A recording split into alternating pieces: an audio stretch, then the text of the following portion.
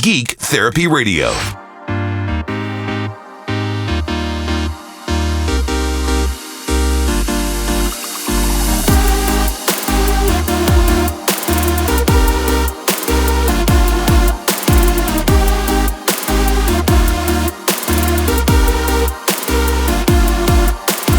Welcome to the Geek Therapy Radio podcast, where we are all geeks about something. I'm your mental curator, Johnny Hemberger. Thank you so much for choosing Geek Therapy Radio today. I know there's a lot of podcasts out there. I fully appreciate the fact that you have a lot of choice, so it means something to me. I'm very appreciative of it from the bottom of my heart that you chose to listen to Geek Therapy Radio today, and hopefully I can count on you listening in the future. On today's show, I have a roundtable discussion. I believe this isn't available anywhere else on the interwebs. I can't think of another place where you've had my three guests all in one place having a roundtable conversation together. So we have Clint from Lazy Game Reviews on YouTube. We have David Murray, the 8-Bit guy on YouTube. And Colin from This Does Not Compute on YouTube, all in one place, conversating about geeky things. This show goes from 0 to 100 in about 2 hours. We break the ice talking about all sorts of geeky, techie type of stuff. It's really fascinating, really fun conversation. And then we get real with it. I'll just be frank with you. The later part of the show is a very open and candid conversation about how we're dealing with the world right now. So it's kind of cool to hear everybody. We're all human beings. You listening to the show right now, me doing the show right now, Clint, Colin, David, we're all just human beings in this together. And through a little bit of geek therapy, I think we can kind of help smooth things out, help get through not just current times in our lives, the current situation that the world is undergoing right now, but anything. Whether if you're in a deep depression, sometimes a good bit of geek therapy is the ladder down into the pit. At least it's a rung of the ladder down into the pit. That's why I say we're all geeks about something, so embrace your inner geek. So what we do for the next 2 hours or so here with me, Colin, Clint, and David is we embrace our inner geek, and it's a fun conversation. And we start the conversation off with an icebreaker. What was the first bit of technology that got us hooked on tech? And we'll start with Colin. That got me hooked. That one's kind of tough. I mean, there's definitely been standout pieces of technology that will forever just stick in my mind. Mm-hmm. Maybe that got me hooked on technology was like the first Mac that I ever got to use for a decent amount of time, because it really showed kind of what the future of computing could be. What year about do you think that was? That was probably like 93 or so. Okay. I had borrowed a Mac, LC3 over the summer from my school. Cool. The teacher wasn't really allowed to do it, but I nagged her enough or whatever, and she let me do it. Were you allowed to take it, or did you just take it? No.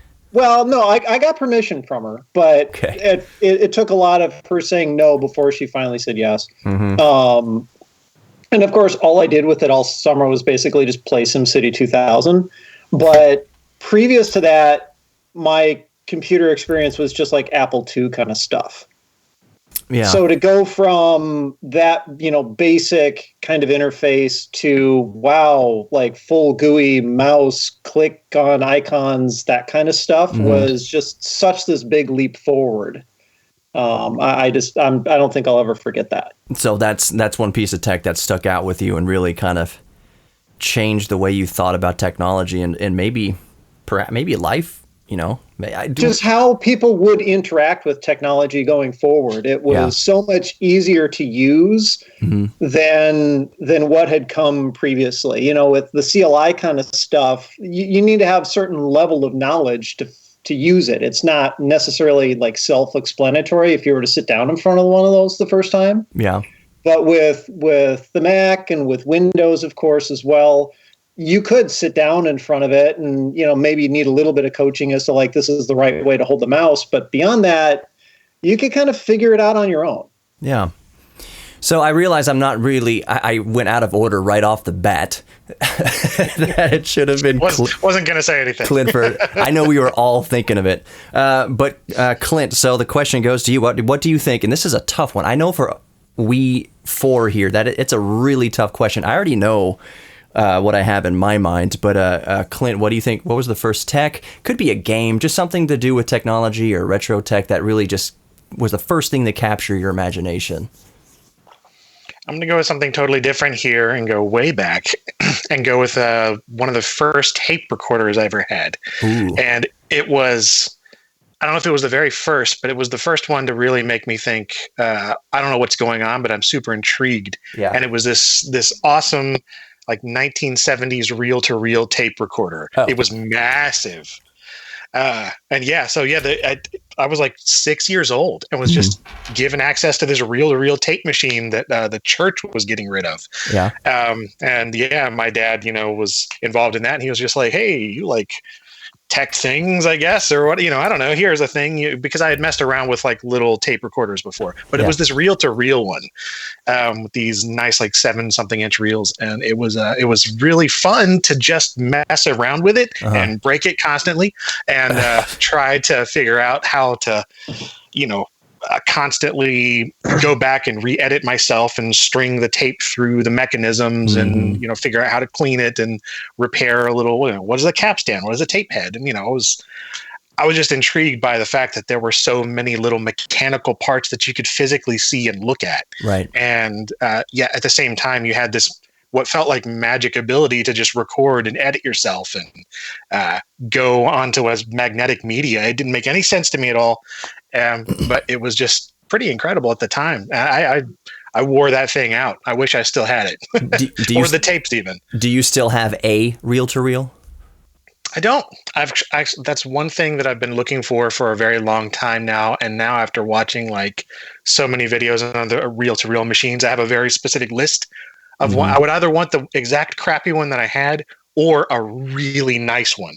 So there's no in between. So I've turned down like dozens and dozens of them at thrift stores because I either want the one that I had, which I don't even know what it was. It was just, I know exactly what it looked like though. I've seen it in pictures, but they're not good enough to tell what model it was. It was just very brown. We're very wood grain, and we know how you love wood grain. Yes. It was just like brown plastic too. It was the most 70s thing ever. It was like brown and greenish plastic. Did it smell like cigarettes? It did. It smelled like cigarettes and like mothballs and like just like church pews from the 70s, because it was in a church for decades. Yeah. I work 20, 30 years. I work at a church. I know that was built in 1955. I know what that smell is like. Those pews. 1950s church pews. That's exactly what it smells like, mixed with a bit of, adult diaper, everything else. Yeah. It was a very, you turned it on and I can remember it now just thinking about it. The smell of all like the capacitors and everything else warming up, and that dust that was caked on there, just it sort of hisses in my mind. I don't know. It was a great little thing, and it eventually just broke and got tossed, I'm sure. But, reel-to-reel tape machine. It was my favorite thing. Super cool. That's on my list too. I'm looking at Fostex and Tascams. I want a 16 track 1-inch reel-to-reel, but those things that's insane. They're very expensive. Like 2-inch 24 track tape machines I can't even look at without going bankrupt. Those things are several $1,000s easy. And the thing is, and we haven't forgot about you, David. I'll get to yours in a second.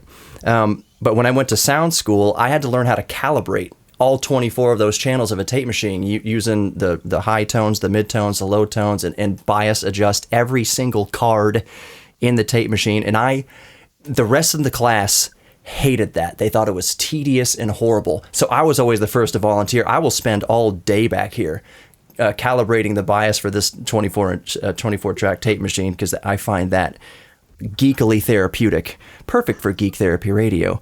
David, what was the first bit of tech that you think kind of stood out to you? Well, I've been sitting here, Clint and Colin talk, trying to think of something new to say, because we've had this conversation before, but I just can't. I'll have to go back to my previous answer, which is the Commodore VIC-20. Yeah. Just to, shed some light on that. I was 6 years old. This was 1981. And actually, I didn't even know that I wanted one of them. My brother's actually the one that wanted to get the VIC-20. And I was just like, okay, whatever. So we went to the store with my parents and they bought it. We brought it home and we set it up, and I really, up to that point, I was just like, it's amazing I can still remember that, because there's not very many things I can remember from being 6. Mm-hmm. But I remember when we set it up, I still didn't understand what it did. Like, what is this thing that we got? And then when we turned it on, something just clicked in my brain where I just like, I know it doesn't seem too immersive today because it's command line operated and everything, but I mean, at the time it was almost like I'm transported into an entirely different universe. It's like, wow, that screen is like my new universe. There's so many mysteries to solve as to how to make it do things, and this is my own world now, separated from the physical reality that I lived in. And I just sat day after day after day after day. When my brother wasn't using it, I was using it, and and yeah, I think that really primed my mind for the future of tech. Because after that, I was hooked on tech. I wanted all kinds of technology. And I think one thing that's interesting, and as you mentioned that, David, I do remember I asked a few months ago, retro tech memories. What's your favorite retro tech memory? I asked all three of you. Something that's sticking out in my mind is it's something that I didn't own, that I only came to own recently, as actually within this past week. Maybe you guys will know what this is. Back in that magical time, Colin, we just talked about this, magical time of PDAs around the year 2000 and late 90s, before smartphones and everything. There was a piece of technology. Yes, Clint, I did use a reel-to-reel. My dad worked in radio station, and I was around reel-to-reels, and that captured my attention early on. But the first thing that I would go to Best Buy or Circuit City, RIP, Office Max, Office Depot, any place that sold PDAs, if my mom said, I need to go get some more printer paper, I'd say, I'll go with you. And I was, how old was I? I don't know, 13, 14 years old. But I would go just to look at a very specific model of palm top PC. It was the HP Jornada 680 with the extremely letterboxed, extremely wide, milky, ghosty, horrible LCD screen. But was that the one with that EL, the green backlight on the screen? No, the black and white, the monochrome LCDs. Yes, those absolutely had the Indiglow or whatever you call backlight. But no, the thing was about this, it was the first one that I saw that... You're thinking about it as a Windows CE machine, wasn't it? Yes, Windows CE 2.11. I don't have it near me. It's in my backpack downstairs. It had the miniature keyboard. Bless you. We're socially distanced, I think, adequately enough, so I think we're fine here. But yeah, that thing captured my mind because it literally was a miniature laptop. It had full QWERTY keyboard, just shrunk down, and I'm typing on it now as a 36-year-old adult. It's surprisingly usable, and you know what? None of the magic is gone. None of that magic that I first felt when I saw it when I was 12 or 13 years old. Having it in real life, they say, don't meet your heroes. I've met my hero in this palm top PC, and it has not let me down. I still think it is one of the coolest little pieces of technology in the world. Back in the day, it represented the future to me. Back when we thought everything was just going to be getting smaller and smaller and smaller. And that really didn't turn out the case. Smartphones were small, and then all of a sudden they got gigantic again. And now Apple is releasing the SE2, SE 2020, which is back to a smaller screen again. And it's kind of funny the way technology goes. Well, I had the Casio version that I think was really similar to that. Yeah. And I don't know, I know it's named after a star constellation, but it's one of those words I'm not sure how to pronounce. It's either Cassiopeia or Cassiopeia. I'm not quite sure how you pronounce that. But anyway, I had one of those. I thought it was really, really cool for a few months, but I got pretty bored with it because it didn't seem like there was really any software development going on for it. And I thought I was going to write code for it, but I just found the development environment too intimidating, and I never wrote anything for it. Was that Windows CE? Yes. I totally remember that era as well. Like that, Johnny, that's why I was asking about the screen. My dad had one of the earlier ones where it had that black and white screen, but it was that exact same form factor you were talking about. Super wide display with the tiny little chiclet keyboard on it and a stylus that hid in the front. And it had one PCMCIA card slot on the side. Yep. And I remember he bought a modem card to stick in there because his dream was to be able to sit on the couch and surf the internet. He's sitting on the couch. He's got the phone line, draped from the kitchen or whatever. That's like 50-foot phone cable down the stairs into the living room. He's chilling on the couch with this thing plugged into his little tiny little palm top thing. It's dedication. And of course, it didn't really work all that great for surfing the web, so that dream died fairly quickly. But I just remember that form factor just being like so crazy as to like, it's just so wide. You would just scroll for days and days, but it still had this little bit to it that was very productive because of the keyboard. You could still type something out on it if you had to. Right. Exactly. And that's what was so fascinating to me is I had Palm. I have the Philips Nino right here. It's also a Windows CE device, but it's a handheld portrait mode thing, and it's. I mean, there's some old tech, some old PDAs that are arguably still relatively useful today, like that Jornada 680, because it has the keyboard and because it saves actual document files, because it has a compact flash slot so that you can take what you're working on and put it into a modern PC and continue to work on it. But there are PDAs like the portrait mode Ninos and other HP Jornadas that were just the really stripped down version of Windows CEs that basically had a notepad. And there's no real easy way, even if you wanted to use it in modern day, like if you were crazy enough to want to use it as a daily driver for anything, there's no way. And even Palms are getting difficult. Colin, you and I kind of talked about this. There is a way to get whatever information on your old PDAs onto your 2020 computer, but it usually requires a bridge device, like we were talking about. I want to kind of change the subject a little bit here, unless anyone else has anything to add to that conversation. Clint, you've been a little quiet. I was going to add something. I was just going to comment about how horrible the touch screens were on them, because that was before multi-touch. So it was the pressure-sensitive touch screen that you could only click. You couldn't really easily drag or do anything on those screens, and you had to use the stylus. Yeah, it was horrible. So, and every time you replaced the batteries, you had to recalibrate. Oh, yeah. And you would never calibrate it just right. So you'd always be a little bit off, and you'd have to remember that. Clint, any final thoughts on that?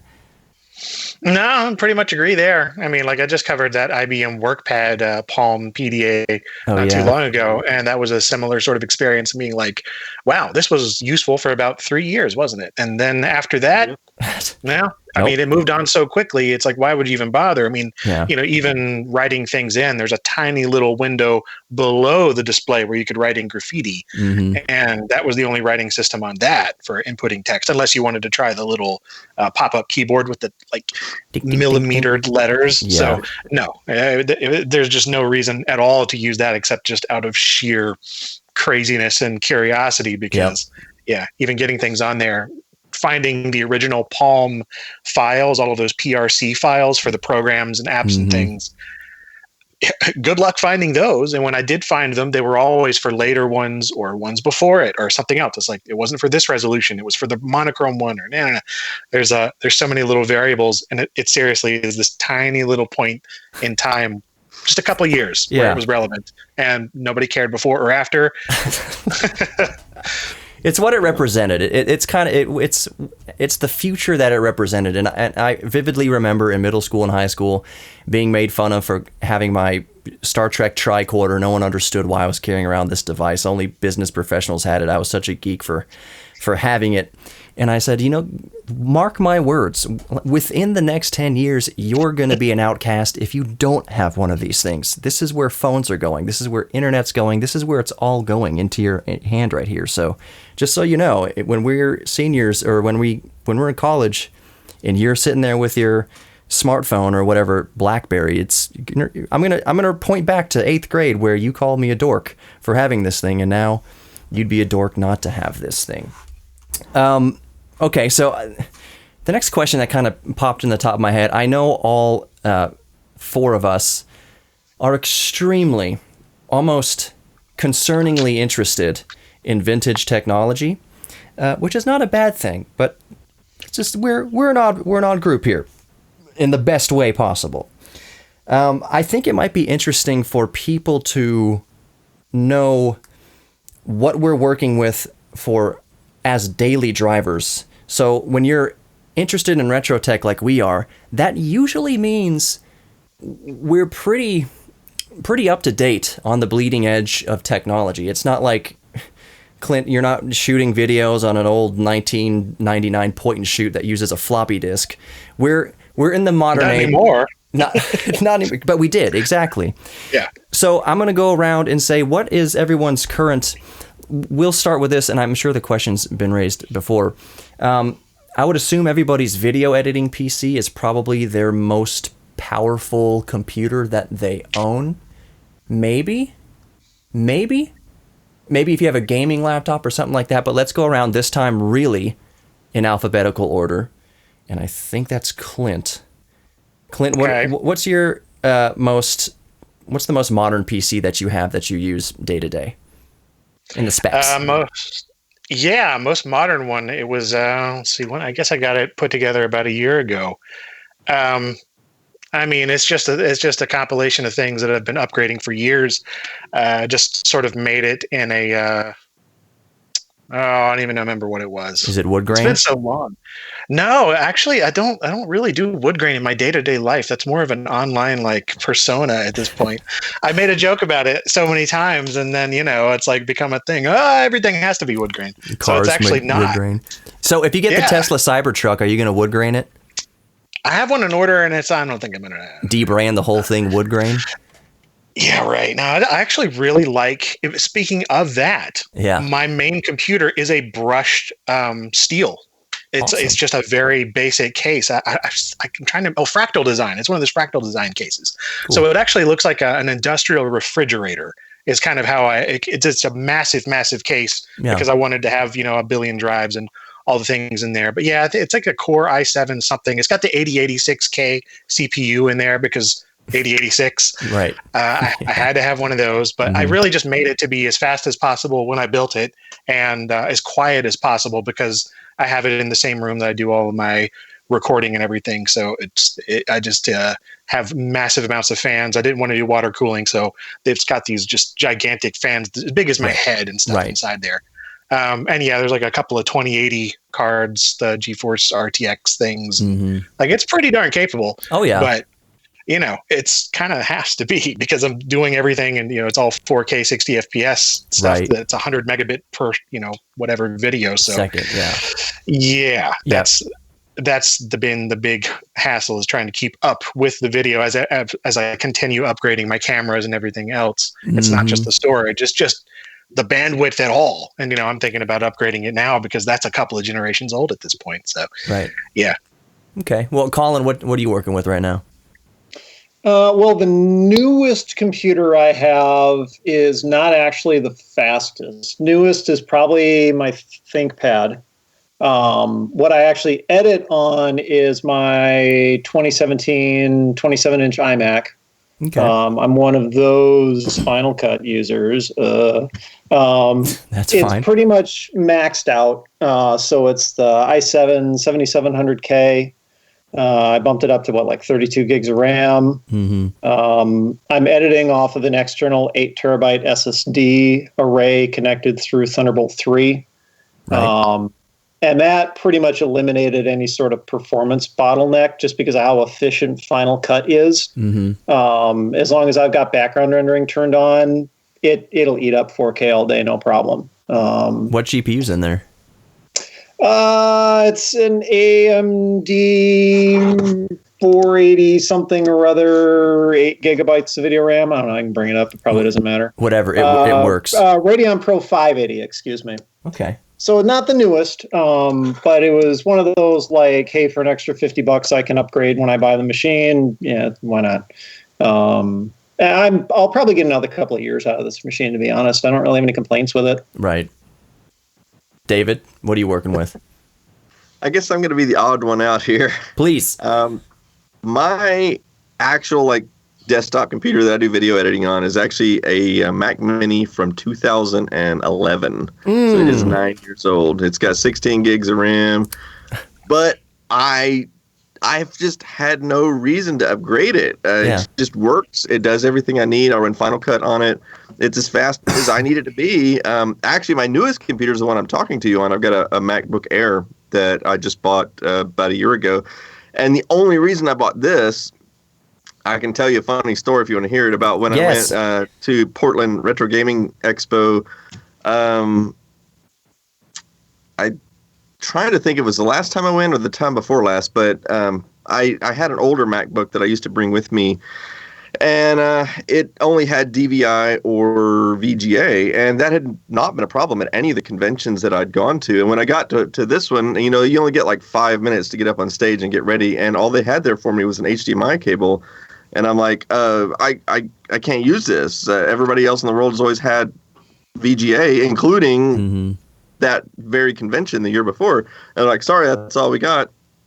And so here I am. I can't do my presentation. So I actually had to ask somebody in the audience, does anybody have a laptop I can use? And somebody raised their hand. They had a newer MacBook. They're like, yeah, you can use mine. So they brought it up. And then I'm like, does anybody have a USB drive that I can copy my presentation? So somebody else raised their hand. Yeah.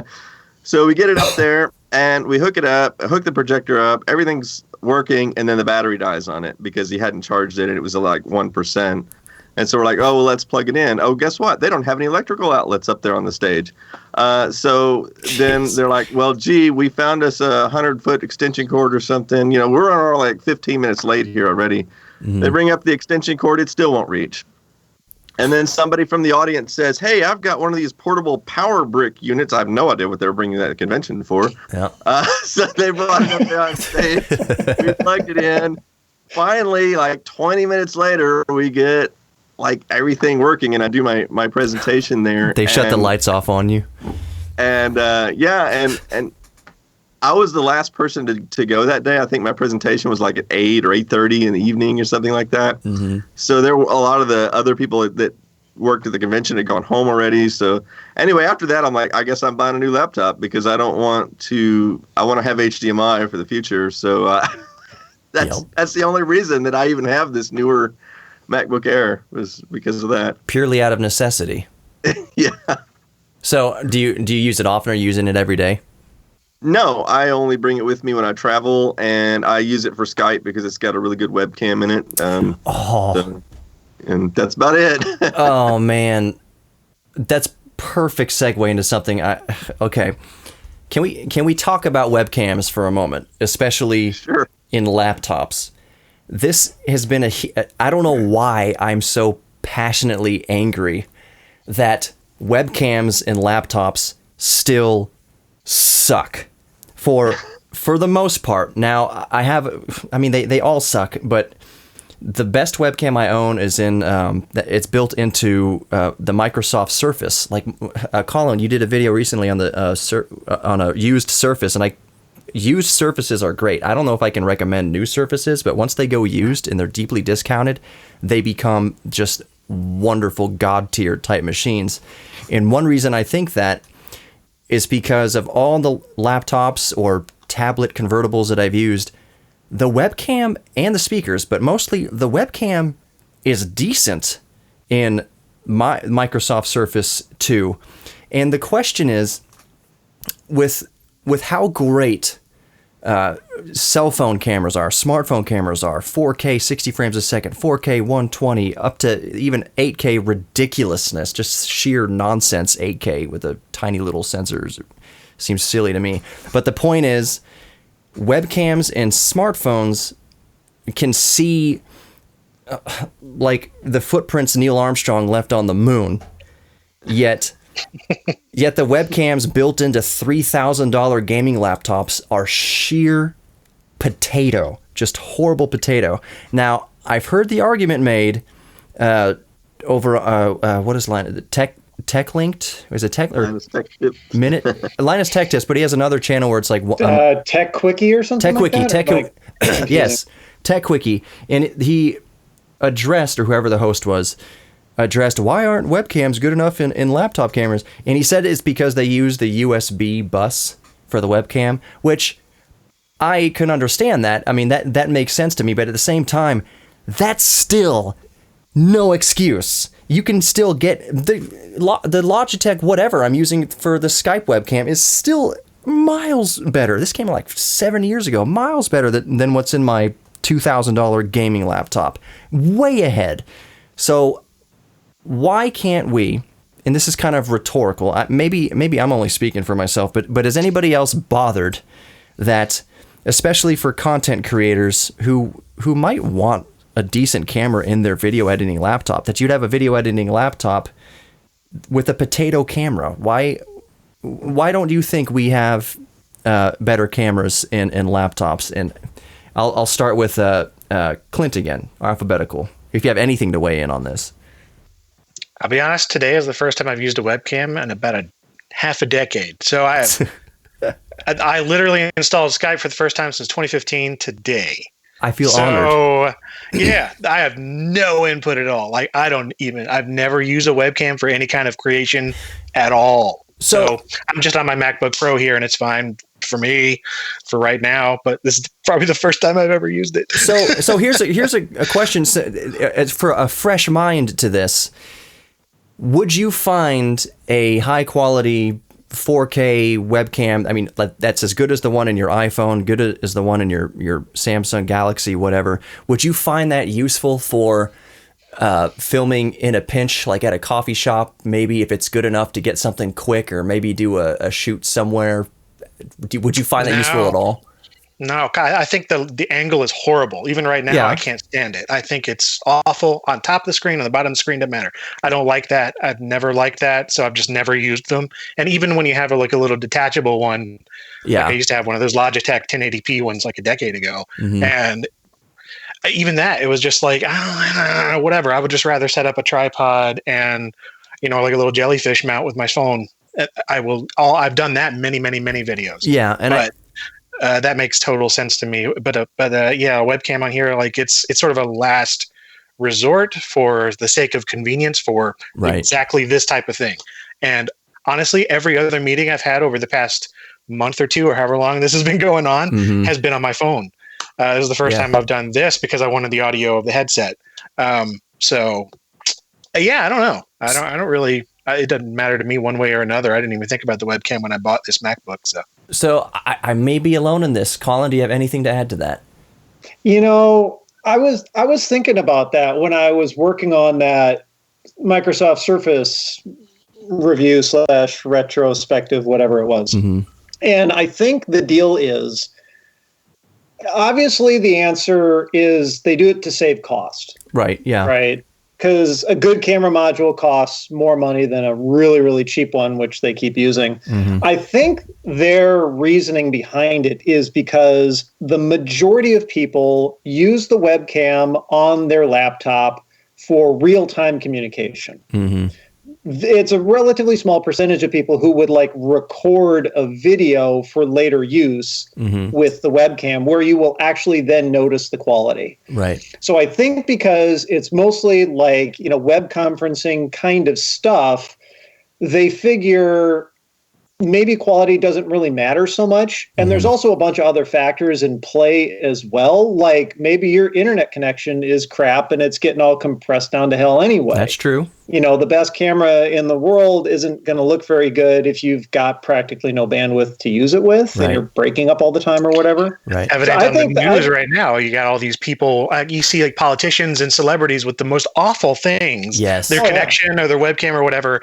It does make me wonder if maybe we will start to get decent cameras and things like that, just because everybody is so conscious of this right now. I obviously haven't even thought about it until watching all these broadcasts of people in the news and things like that. So what? It kind of similar but separate. And David, I'll pose the question to you. Actually, David, do you want to weigh in on that real quick before I bring something else up? I was going to say mostly the same thing that Colin did. That I assume they do it for cost savings, and because the fact that the limiting factor is usually going to be the Skype or whatever software that you're using. I don't even know what my picture looks like on your end, but I do know that the camera in this MacBook Air, it's 1080p. Like Clint said, I'm not terribly fond of the the barrel distortion and stuff that it has. But I mean, like clarity wise, I could record 1080p video on this, and I think it would look pretty good. In a pinch. But yeah, for like a talking head shot in a pinch. Yeah. In fact, I think I might have used it for my last Patreon only video, as a matter of fact. Interesting. Well, I totally didn't notice then. It looked normal to me. So yeah. There you go. Then we're headed in the right direction. For people like me who are so passionate about it. When you're watching something on the news, though, like 65-inch TV or wherever, and it's then it looks amazingly bad. But so does everybody's camera right now when it's blown up like that. So yeah. So as an audio geek and a less speaking personally a video geek. One thing that has, I think did I tweet this or did I just say it on Facebook or whatever?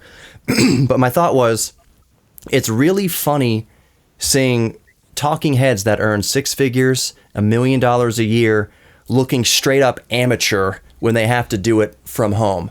It kind of painted for me like I hope these people really appreciate their production crew. That they I can't speak for every talking head or anchor or anything like that, but I think a lot of people think about the crew as an afterthought. And now, when the crew is stuck at home and can't get to the anchor, to the talking head, and they're just using their crappy Logitech webcams, and they're even worse. And this is the segue I was going to here. The audio is god awful. Obviously, all of you know that I work in radio. We have a lot of hosts and traffic reporters and various reporters around the country working from home, sending us audio, doing live traffic reports from home, looking at their traffic cams and things like that.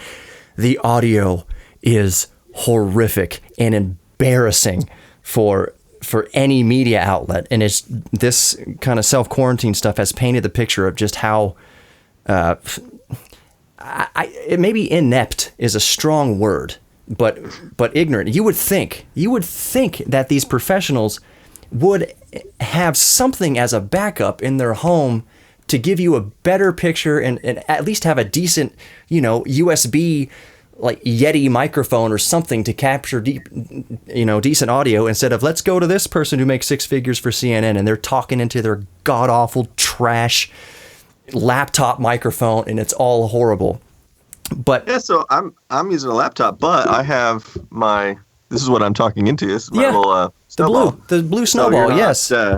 I'm not using the internal laptop microphone. YouTubers, that's only like $60 or something like that. No, YouTubers know this. We know that decent audio matters, and I just did a video, and I'm sure none of you have watched it, but I released it yesterday afternoon, and it was basically the point that the best YouTube camera is your microphone, because good audio makes or breaks video. You could have a $50,000 red camera or whatever, but if you're using a potato mic, or even if you're using a $5,000 microphone poorly and you don't know what you're doing, it ruins it.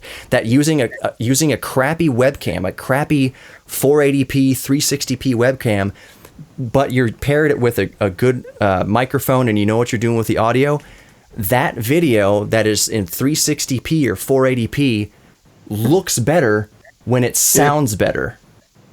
I've actually had this discussion like 1,000 times probably, because I get emails almost daily from people wanting to be like the next YouTuber, and they're like, oh, what do you think of my setup? What kind of camera should I get to make this better? Yeah. And I'll go look at their sample video or one of their videos on their channel, and I'm like, dude, it's not the camera. Your audio is terrible. Your lighting is terrible. Right. And because it's so dark wherever you're at, it's all grainy and it's just terrible lighting. And your acoustics in the room are terrible. Mm-hmm. So I always tell them, like, look, get a better microphone, get some lighting, and try to sound dead in your room a little bit. And the camera won't matter. I just use a cheap little 1080p camcorder. I bought at Best Buy like several years ago. Mm-hmm. There's nothing fancy or special about it. A lot of people are always asking me, oh, you must have like a $6,000 camera or something. I'm like, no, I paid like $400 for it or whatever. It's right. It's nothing fancy. Camera, and it sounds counterintuitive. And I'd like to know, Colin and Clint, you weigh on this issue. It seems counterintuitive to tell people that camera is the last thing on the list. First get your audio down and write a script and rehearse, or whatever, even if you're just doing a free cuff, and write down notes, whatever. Get your presentation right, get the content right, get the message or whatever you're trying to tell people, put in their heads right, and then make it clear for them to hear, and then get lights right with whatever you're currently using. Maybe it is just a webcam in your laptop. Get the lighting right. And then the last thing on the list, which is so counterintuitive for YouTube or even live streaming, the last thing is a camera. I would, back in the day before it got just too sketchy and I scared myself away from it, when I was freelancing in the mid 2000s, around 2006, 2007, as an audio engineer, I put Craigslist ads. I relied on Craigslist, and I would go to people's homes or apartments, and basically my service was, I will show you how to get the most out of whatever you already have. That your problem isn't that you need to spend $10,000 on a microphone, and in fact, if you spent $10,000 on a microphone, it will just reveal how terrible you actually are, just like an HD camera will reveal blackheads and pimples and stuff like that. But the real differentiator, the real reason why you don't sound like something commercial or something professional is because you don't know how to use what you already have. And all of the value in creating any content, whether you're mixing music, you're a songwriter, singer-songwriter, acoustic guitar and singer, it all boils down to what you know and how to use the equipment that you already have. And don't get yourself into a money pit spending thousands of dollars on things you think you need. I can get you better results. This is what I would tell them back in the day. And it's still true. I can get you better results with a $50 USB microphone and some free Pro Tools software. I can take you 99.9% there to a Billie Eilish or to a Dr. Dre or to a 50 Cent. That is just how you use it and knowing how to use the equipment. It's not the exact equipment that you have. It's just how to use it. That if Phil Spector, didn't he do the Beatles? Is he the Beatles engineer, producer? I think so. Anyways, if Can't Buy Me Love came out on a micro cassette, it would still be a hit song because the song was great and the artist was great. Versus an amateur in $1 million studio having no idea what they're doing, it would just still be terrible. It would just be high definition terrible. Yeah. And I guess I want your input on that. Is there any encouragement, and I'll go around alphabetical again, Clint, is there any encouragement you can give to, let's say, YouTubers, because I have 3 YouTubers on here, any encouragement you can give to people trying to make YouTube videos? Any advice on maybe don't buy a camera right now, or what other things should they focus on? Yeah, I mean, I would say that audio is, I would just agree with pretty much everything you just said there. That seems pretty straightforward in my experience in terms of the things that I did to get where I am now and I'm currently trying to get to. Audio, it really starts there. I'm constantly tweaking that. And lighting, really. Camera, I rarely ever change that. In fact, most of the times when I get compliments and people being like, you really boosted the quality on this one. Did you get a new camera, a new lens? And it's almost never the case. It's always, I changed around the lighting or I moved around the set so that things look a little brighter or softer or more accurate or more colorful or something. There's always another thing that you can tweak. The camera stuff I love upgrading just because that's the hobbyist side of it for me. I love messing around with video and seeing how far I can push it. But most people are never going to notice that. What they're going to notice is the things that you're saying and how you say it. Right. And for me, I was filming on a VHS camera for like 2 or 3 years. Exactly. So, people started watching with that. And sure, YouTube was a little different time back then, but it still, whatever I was saying or presenting took off in some form that it could back then. And nothing quality wise was great, but I did the best with what I had. And, I know it's very, very discouraging to a lot of people. Like, for instance, my brother right now is trying to get into YouTubing, and he's like this close to going down the rabbit hole of like, I got to buy this, and this, a microphone, a camera, a better tripod, better lights, soundproofing. I'm like, nope. One of the best things I just told him this afternoon, the best thing he can do right now is because of the type of microphone he has. He has like a little field recorder thing. And I'm like, he was worrying about like getting pops and other room things. And I'm like, get some blankets, do this, put the angle down here, move it away and across. You're putting it right in front of your face. You're going to get the plosions, and it's a little things like that. The technique is really what makes a lot of difference. Exactly. And I would say, nail your technique with what you got, and then upgrade in tiny little increments along the way. And it's worked in my experience. Is moving not slowly but carefully, I guess. Right. And just whenever you do run across something that for sure, after several times trying, you're like, this is the bottleneck, this is the roadblock to my creative process. Yes. Then look at upgrading. But if your creative process is free and you can just make that a little more interesting with the things that you have on hand, I always recommend that to the people that are sending the emails and comments and wondering how to make this thing happen. Yep. You don't need a camera that's ridiculous. You probably could do it fine on a laptop web camera, a little bit of careful framing and nice script and such. There you go. Yeah. There was a guy and Colin, I'll get to your response in a second. There was a guy, I won't name him. He's a super cool guy. I mean, I love his stuff, and it gets better and better. And it's a YouTuber. But when we first got in touch, he had the crispiest 4K content. It looked gorgeous, but he was whispering the whole time. Let me show you what I got here. And it was very discombobulated and low. And you're like, you constantly adjusting the volume. I can't tell what you're saying, and if we can't tell what you're saying, and what you're saying, isn't interesting, then it doesn't matter what camera you have. Use a potato and get your audio game down, and I promise you things will get much, much better. Colin, what's your take on the subject? When people ask, the first two things that I tell them, neither of those actually have to do with the equipment or the technology or whatever. The first one is learn how to tell compelling stories. Right? Don't just ramble off about a thing.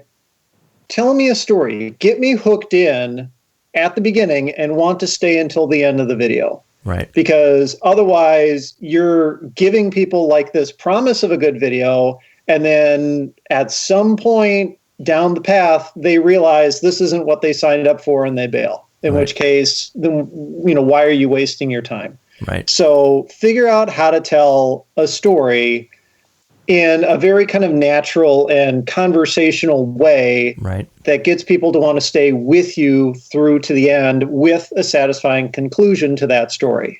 Whether that conclusion is positive or negative or whatever, just give me some kind of resolution to it. Right. The other thing that I tell them is learn how to deliver that story in a very natural and comfortable way. Right. I think a lot of people who want to get into content creation, whether that's podcasts or YouTube or whatever, they conceptualize it as, it must be so easy and it's so natural and I just need to get in front of the camera. Yeah, David's laughing. I just get in front of the camera and it'll just happen, right? It'll just happen. No. Yeah. Your first few videos or episodes or whatever are going to absolutely suck. You are going to look like a nervous wreck. It is not going to work out for you very well. Yep. Learn what you did wrong in that. Compare the content you made against the content that you idolize or appreciate or whatever that you consider talented. Figure out what those differences are. Figure out what they're doing that you're not, and learn how to do that. Yep. Like push through your own discomfort. And it doesn't mean that you have to be comfortable in front of the camera, but you have to learn how to fake it. Yeah. Like, I still have to go through any sort of piece to camera at least twice. Yeah. Because I'm going to screw it up somewhere in the middle, and I'm going to need another take at it. I think so. I think. Hold on. I'm sorry to be rude. When we say fake it, we don't mean be a fake person or not to be yourself. But sometimes you're not always in the right headspace to give the delivery that the content needs. So you need to just like an actor, it's acting. It is acting, yeah. Where you're interested in this topic that you're presenting, but maybe your cat just died or something's going on and you don't, whatever. And my advice in that case would, you know what, YouTube can wait if something horrible happens. But we're not always feeling it, and it is a grind sometimes. And I think also a lot of people forget that with content creation, there are times, and I just went through this for a couple weeks with the radio show and the podcast and everything, which it was battling that inner demon of self-doubt. Is what I'm doing worth it? Does anybody care about what I'm doing? Should I quit this and should I go, be a construction worker or something like that, something that's stable and will work? But you have to kind of battle through that. And when you say fake it, it's just, hey, I'm in a bummed out place, but I want to put this video out in the long run. I know that I'm going to feel different tomorrow and I'm going to kick myself if I don't at least work on it. Fake the delivery. It's real content and it's really from the heart and it's really something you're interested in, but you kind of have to, like we said, you have to act and not even a method actor. You just have to act and give the line, give the speech and try to keep it interesting. If it's not interesting to you anymore, then it's not going to be interesting to somebody listening to it or somebody watching that, and they'll be able to tell. So practice the delivery, practice faking it, practice acting on it, and you'll get the desired response, or you won't get the desired response. And that's a whole can of worms that maybe we won't get into. Don't pay too much attention to, in this day and age, everything can be upvoted or downvoted, except for Facebook. I think, not to get on too much of a tangent here, and actually this is a good question to go around, because I think, David, we got your take on this, right? As far as advice to part of it, I wanted to throw one more thing out there. Yeah, go for it. Yes, and feel free to interrupt anytime, any of you. So me at least, because I do get asked so often about, hey, check out my videos.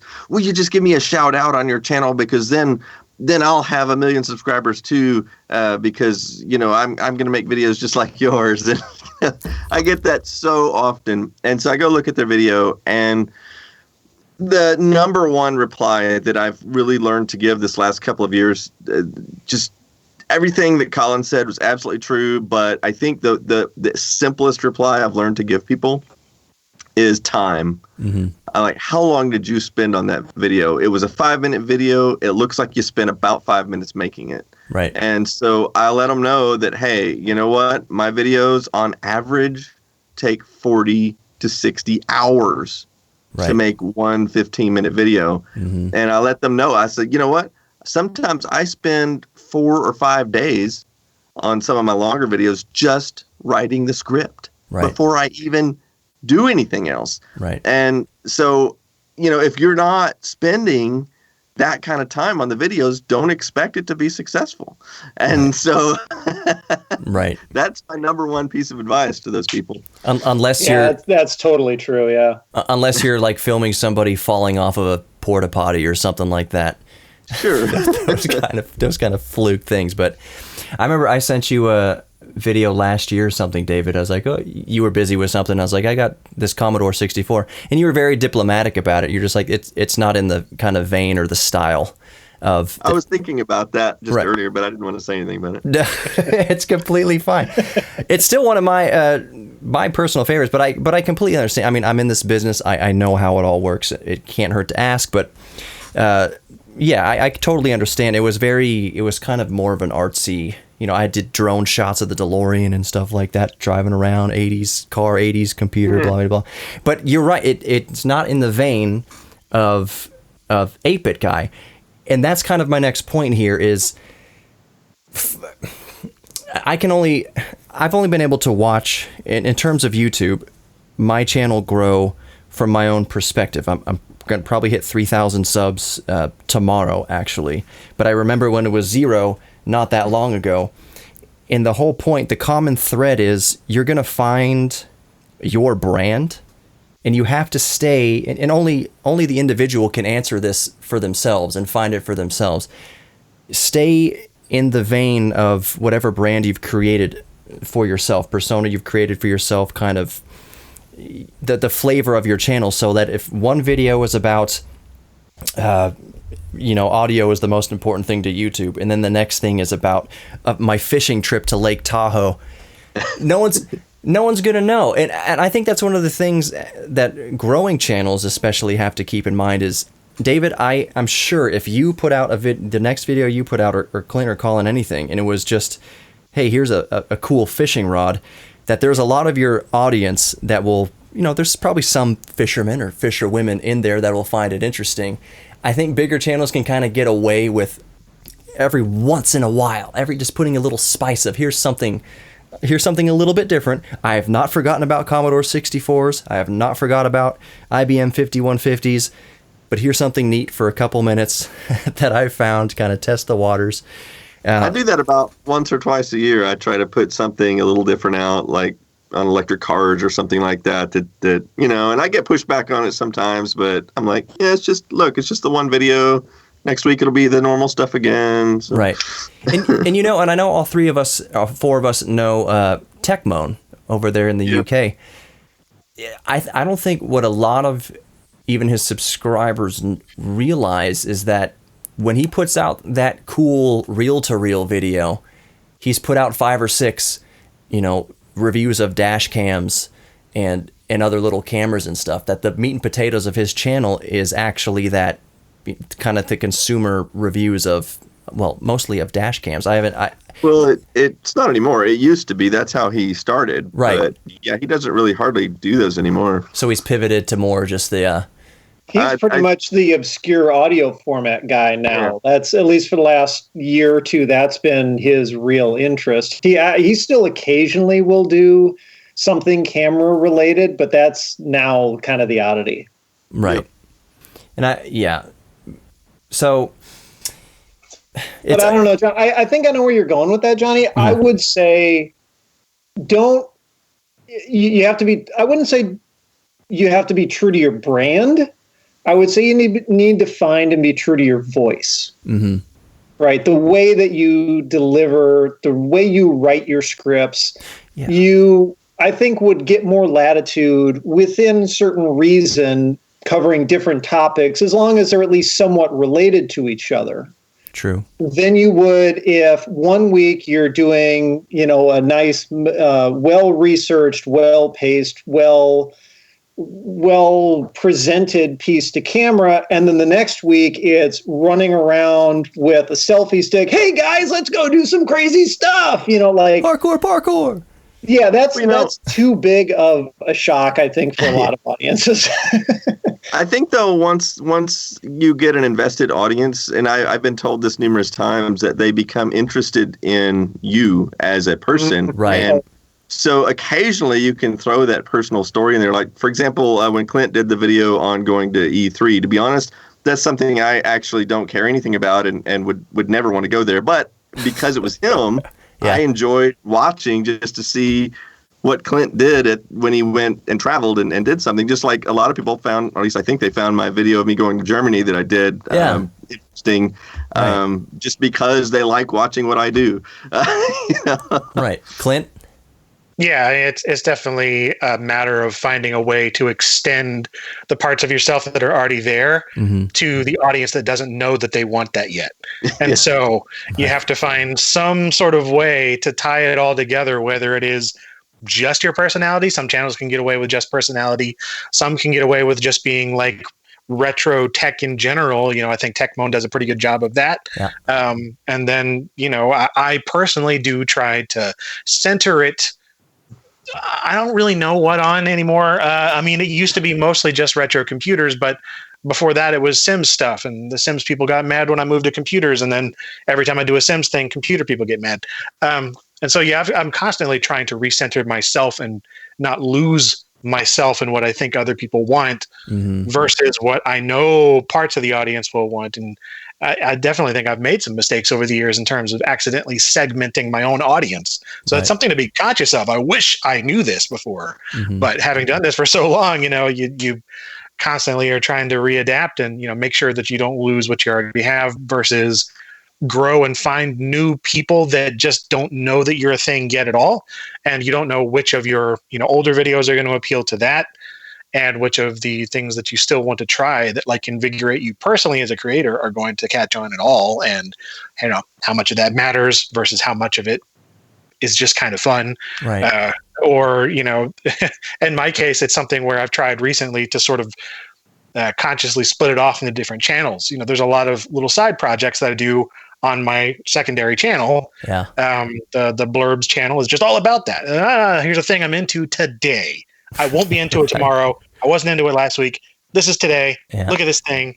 Yeah. It's very, very basic and minimal. I used to do those on my main LGR channel, and it got out of control. Mm-hmm. And it started to sort of expand into this thing where I was doing 2 or 3 videos a week, where only one of them was very strictly LGR-esque, and the others were just me rambling about a thing that I find interesting that day. And a lot of people liked it, a lot of people didn't, and it ended up segmenting the audience. So I sort of retconned that years ago, stopped doing those things.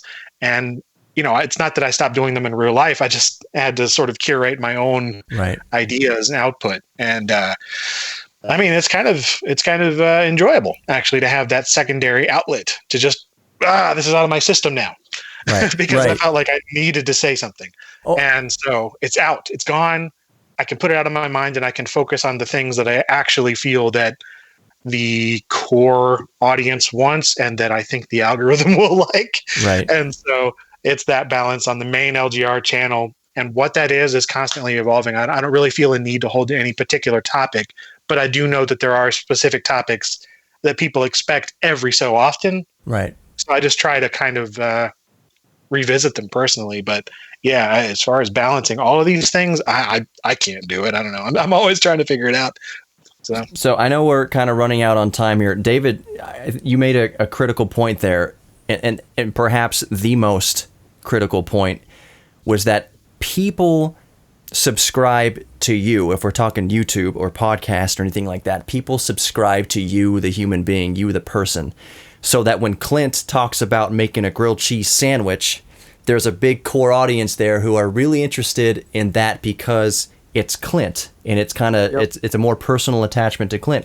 Colin, I saw a comment on your most recent video where the person making the comment said something like it was a habitual response, or kind of like Pavlov's dog when you say, hey guys, how's it going? Hey everyone, how's it going? Or whatever. That you start everything like that, and it's kind of like ringing the bell, and it instantly puts people in a very relatable kind of, I relate to this person. You bring them in, and that's something that I've tried to do. David, I don't know what you specifically say. I don't think you have a catchphrase, but that's you. But that's exactly why we love David and we subscribe to David, because we know that when he uploads a video, he could be talking about gutting a trout, but it's David saying it, so we're gonna listen to what he says, because he's at least got the blue room. The blue room, if there wasn't that, if that were to go away, people would riot. You should try that, David. Try just one video, make it red, put a red backdrop, and just see what happens. Yeah, just completely change, just color correct it and post or something, and whoa, it's completely different now. Or, get rid of, Colin, if you get rid of your wave wall, or, that one area that you have with the desk over there, like I associate that blueness with you as well. Yeah. So I don't know, there's colors that I see in certain people's minds. Yeah. Techbone, he's got the white background and Techbone's things. Mm-hmm. So there's a certain look and a feel and an aesthetic to every single video. I don't even know if I have that. I have a few places that I film, so. No, you don't. In fact, I've had that discussion with other people before, that you don't really have at least a set that in our minds is like, oh, this is where he films. He has the fingers. Like it's always somewhere different. Fingers. The fingers. He points right in front of the camera. He does the finger guns at the table. That did happen. Yeah, the greetings thing happened accidentally because I said it a couple of times in a row, and people started saying it to me back. I'm like, well, I guess I got to do it forever now. So.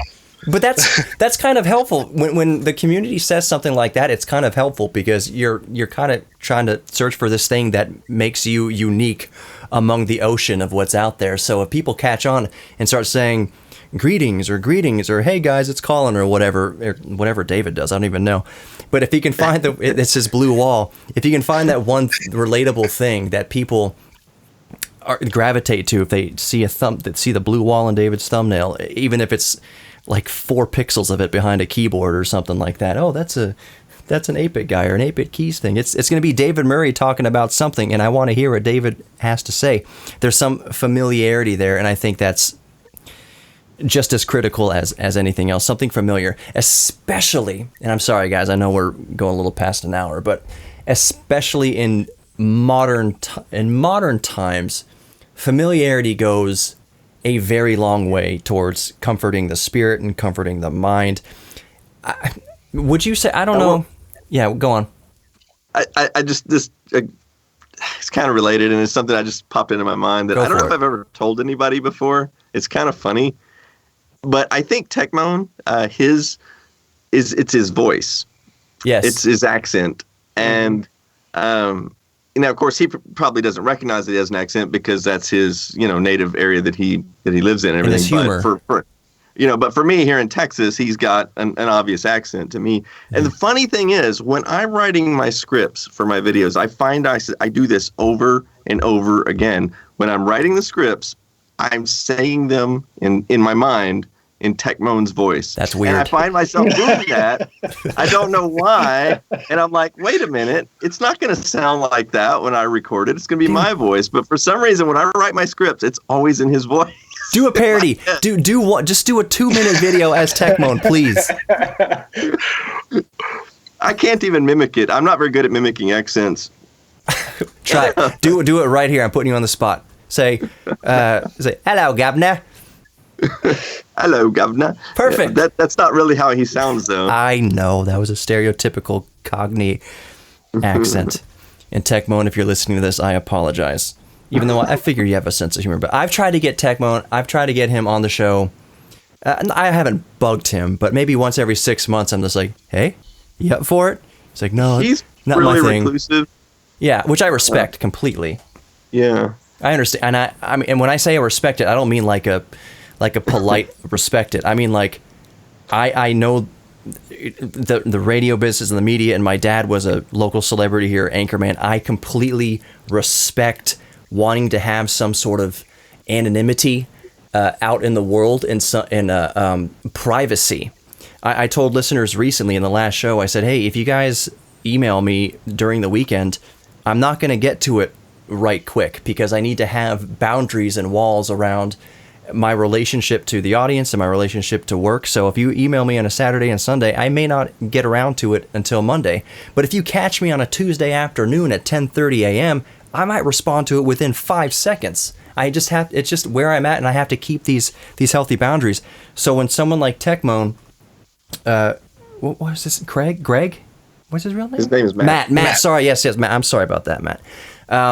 When somebody like that says, he's not into it. He says he doesn't like to, self-promote. And I completely I understand that. I completely respect that. So I never kind of push that stuff. So to wrap it up, I know everybody's, I'm getting more, and I know Colin, you and I could go on for another 4 hours if we needed to. I don't want to do that tonight. I want to go probably to bed. I'm trying really hard to be quiet, Johnny. Otherwise, we would go on for 4 hours. Right. You're being respectful of the party here. Quick to interject. I don't know about you guys, but I'm having fun doing this, if I can say so. I think it's fun having this roundtable.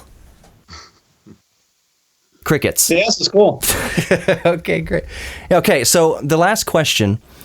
What, and it's in the vein of the show, Geek Therapy Radio, what is everybody currently geeking out about? What's the most fascinating thing that you're kind of tinkering with right now? And we'll go alphabetical again.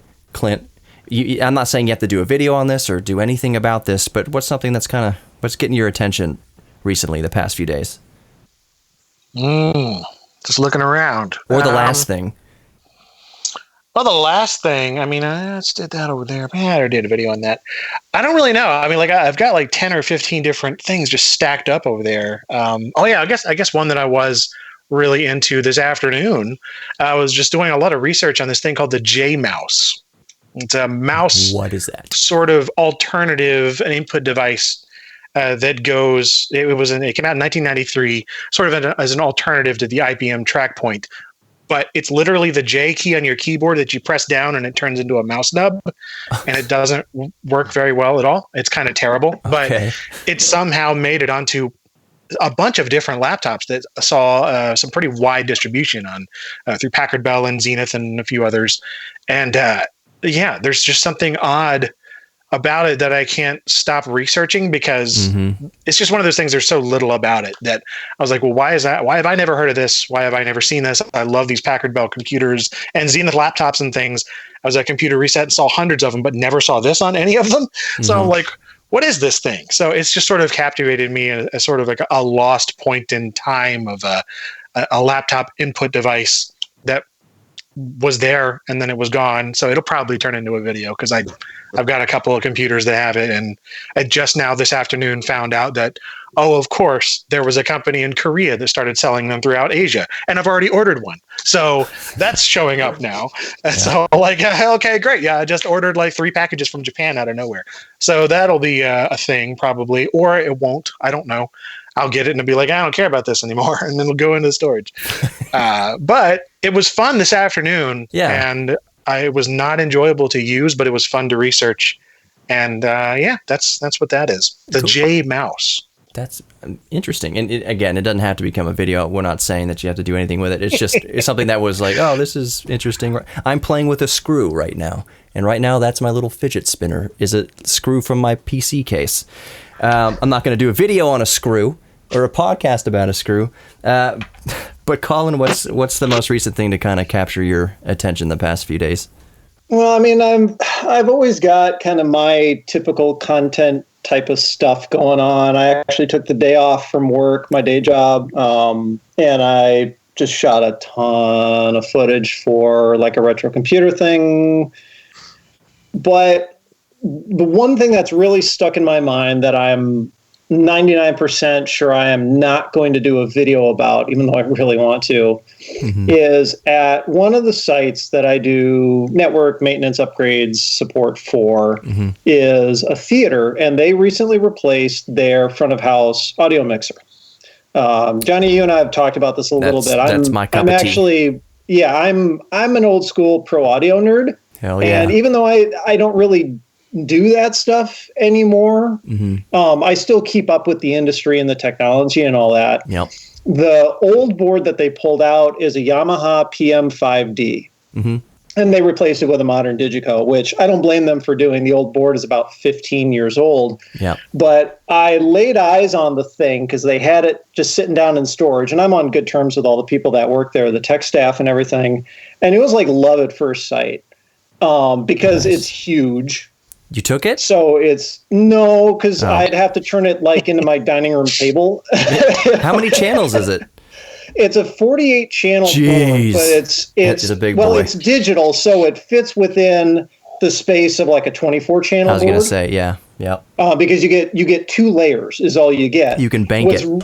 What's really compelling about that board is it's this perfect bridge in pro audio history from when live sound was all analog transitioning into digital. So the interface on it is a really easy way for like those old school pro audio guys who only knew analog boards to transition into digital. Like they only gave you 2 pages, but it was 24 faders. Right. And then you'd still have the 4 extra faders on the far right that were your dedicated stereo channels. Yeah. But you could do buses. cool things like you could link channels together into left-right pairs. Yeah. And you can do matrix mixing and DCAs and all sorts of stuff. Motorized? Yeah, flying faders. Well, of course, because it's 2 layers. Right, I was going to say. Scene recall, MIDI control. You can do Dante expansion out the back. I mean, I would still use it today. Yeah. But it's also got a dedicated section right on there for selected channel EQ, selected channel gating, compression, effects, right there, instead of it all being centered on a touchscreen, which is pretty much where most digital boards go now. That's the most frustrating part of modern digital boards. Right, is getting used to that interface. It's way more flexible now, of course. Yeah. But if you hadn't worked through the earlier digital boards to understand how they operate, you wouldn't have a chance of sitting in front of a modern digital board, having never used one before, and figuring out how the thing works. Right. And so that's kind of where like the 1% of me who wants to do the video, who thinks it's a good idea, is really chomping at the bit, because it's like, I could explain this. I mean, I could explain how an analog mixer works, and then I can transition into this and explain, like, look at how cool this was. They were able to do all of this 15 plus years ago. I mean, think about all the bandwidth that's required. This is high res audio. Yeah. And all the custom engineering that went into it. Used boards, used PM5s still go for $10,000 on eBay. Mm-hmm. So, I mean, imagine how expensive they were brand new. You know, that's the one thing I wish I could do. But like we were talking about earlier, it's just kind of too, I think, a little too out there for what my audience would normally. I mean, there'd be, of course, a few people who would just absolutely eat it up. Yeah. But I think everyone else wouldn't go over. Yeah, and something like that, you'd be walking that fine line. The video really would be 4 or 5 hours long if you were going to cover every interesting thing about it I mean, I'd have to somehow cut it down to 20 minutes and then just deal with the deluge of comments saying, well, you didn't talk about this, you didn't talk about that. And it's if I talked about all that, then it would be 4 hours long, and then you'd be complaining about how long the video was. Right. You didn't talk about how to EQ a kick drum. Well, that's audio, that's theory. David, I'm sorry. What's the Colin and I, we do this for hours. David, what's kind of recently caught your attention? Well, I'm kind of in limbo at the moment because I just released a video yesterday, and today's the first of the month, so I have a lot of bookkeeping type stuff end of month type stuff to do. So I didn't really start another video today. I'm gonna hopefully start one tomorrow. I don't even know what it's gonna be. I've got like 20 different ideas. But you were asking something that just recently caught my eye. So it was actually just a few hours ago. Something sparked in my memory. Somebody mentioned something, and I remembered these boom boxes I used to have back in the late 80s and 90s, where they were like a regular boom box with a cassette player, and but they would have a little 5-inch black and white TV in them. Yeah. Mm-hmm. And I remember seeing one of those like on the shelf of Target or Walmart or something like that a long time ago, and I thought, wouldn't that be something? It's like an all-in-one entertainment center right there in a boombox. And so I got on eBay thinking, I wonder if I could find one of those. And to my surprise, there's not just one. I thought it was just one, but there's like 100 different models that had little TVs in them. I guess I just never saw any of them on the shelf other than the one. So now I'm like, well, dang, which one would I buy? Or maybe I should buy multiple of them to contrast them. But then, of course, the problem is, like we were talking about earlier, like Colin was talking about telling the story. Mm-hmm. I'm thinking, well, before I buy these, I got to figure out if there's some way I could tell a story about these and make it into an actual 15-minute video. And until I can come up with that script idea, I'm not going to buy them. Right. But if I do come up with a good script idea for that, then I think maybe I'll buy a few of those and play around with them. That's convenient that you're spoiled for choice, because when I was looking for my Philips Nino Palm PC, I think I got the last two in the world. I found one on eBay and I found one on Amazon. And the thing is, okay, we're wrapping up here, but so my first PDA was, I'm working on a video about this. My first PDA was this Philips Nino 500. It has the color screen and Windows CE and all that kind of stuff, for those of you who can see what I'm holding up to the webcam here. So this was the first PDA I ever had. I told Colin that it's the first PDA to break my heart because I shattered the screen by holding its screen out in my pocket like an idiot. But it was 1998. We didn't know any better with how to carry a PDA or a phone around. So I got this on eBay for, I don't know, $25 or whatever. And it's in really, really good shape. But it didn't come with the cradle, which I have right here, but the cradle only came with another one. I should say the other one that was on Amazon, and it's a Nino 300. That's the grayscale screen. So, yeah, that's the most... why did I bring that up? Because David was spoiled for choice with the TV combo boombox thing, and I got the last two of these obscure things in the world. So I'm sorry There to have been plenty of times I've been out looking on eBay and can't find the thing I want, and sometimes it takes me 6 months or a year to find the item I'm looking for. Can I ask one final question? Because that's such a good point. One more, fellas? Actually, I have a question I want to ask you guys. Dude, go for it. Okay. Yeah. Okay. Yes. I have all of you here at once. We're talking about choosing video topics. Mm-hmm. I'm curious if you end up choosing the video topic after you've already started working on it, or if you decide on it before you do any actual work, so to speak. Because for me, there's a lot of things that I have that I just don't think would make a good video at all until I've already sunk hours and hours and hours into it. Yeah. And then I'm like, well, now I'm invested. Now I'm going to seek the ends of the earth to find out every interesting fact about this and find all the peripherals and accessories. I almost never just think of something Right. and then it's more a fact of like, I know I have a ton of things over in my storage or in my office or my attic or wherever that are already they could be things. They're all things that I've thought about before. Like these are, I just picked it up because I thought it was interesting. But in terms of actually choosing the video, I don't know if there's a breaking point for some of you, because for me it tends to be hours into it, and then sometimes I'll just throw it out and be like, nope, I got my fill. And then, I used to work that way. I was going to pull host rank, but go on, David. Yeah. I used to work that way, but I think the last couple of years, I keep like a running list of video ideas, and if there's something I know I need, I'll try to buy it ahead of time or borrow it from somebody or something like that. But yeah, there's definitely a point where, okay, today's the day we started a new video, and I get that item out, I start playing around with it in order to help me come up with things to write in the script. And after I play around with it a bit, I'll go start writing the script, and there it goes from there. And there have been a few where I get so far and I'm like, you know what, this isn't as interesting as I thought it was going to be, and I just kind of put it aside and I never pick it back up. So I mean, that still happens, but not nearly as often as it used to, because it's usually pretty well planned out. So that's where making YouTube videos, and I'm pulling rank on you, Colin. I'm going to answer before you do, just because I'm the host.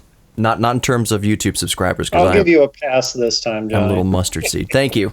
In a way, content creation as far as YouTube videos is a lot like songwriting. I have written maybe 200 songs, probably. And I've probably written and recorded at least a couple hundred songs or song ideas. And maybe 5% of those ever see the light of day.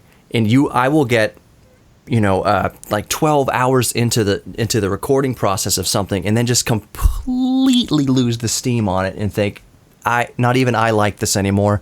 Maybe it's because I'm too close to it or whatever. I never delete any of that stuff. I have hard drives that I have in my closet behind me here from 15 years ago that I keep, because there's snippets, there's 30 seconds of a song or whatever that I never finished, but I knew there was good little pieces in there, good little chunks, maybe a good little melody or a good little lyric or something that I want to come back to. And so I think it is much the same way as I get more into making videos or even making podcasts, but mostly making videos, because there's a lot more time that goes into recording a YouTube video. There's so much, you can get away with so much crap when you're not putting a video with it to try to paint the story. You can just tell it.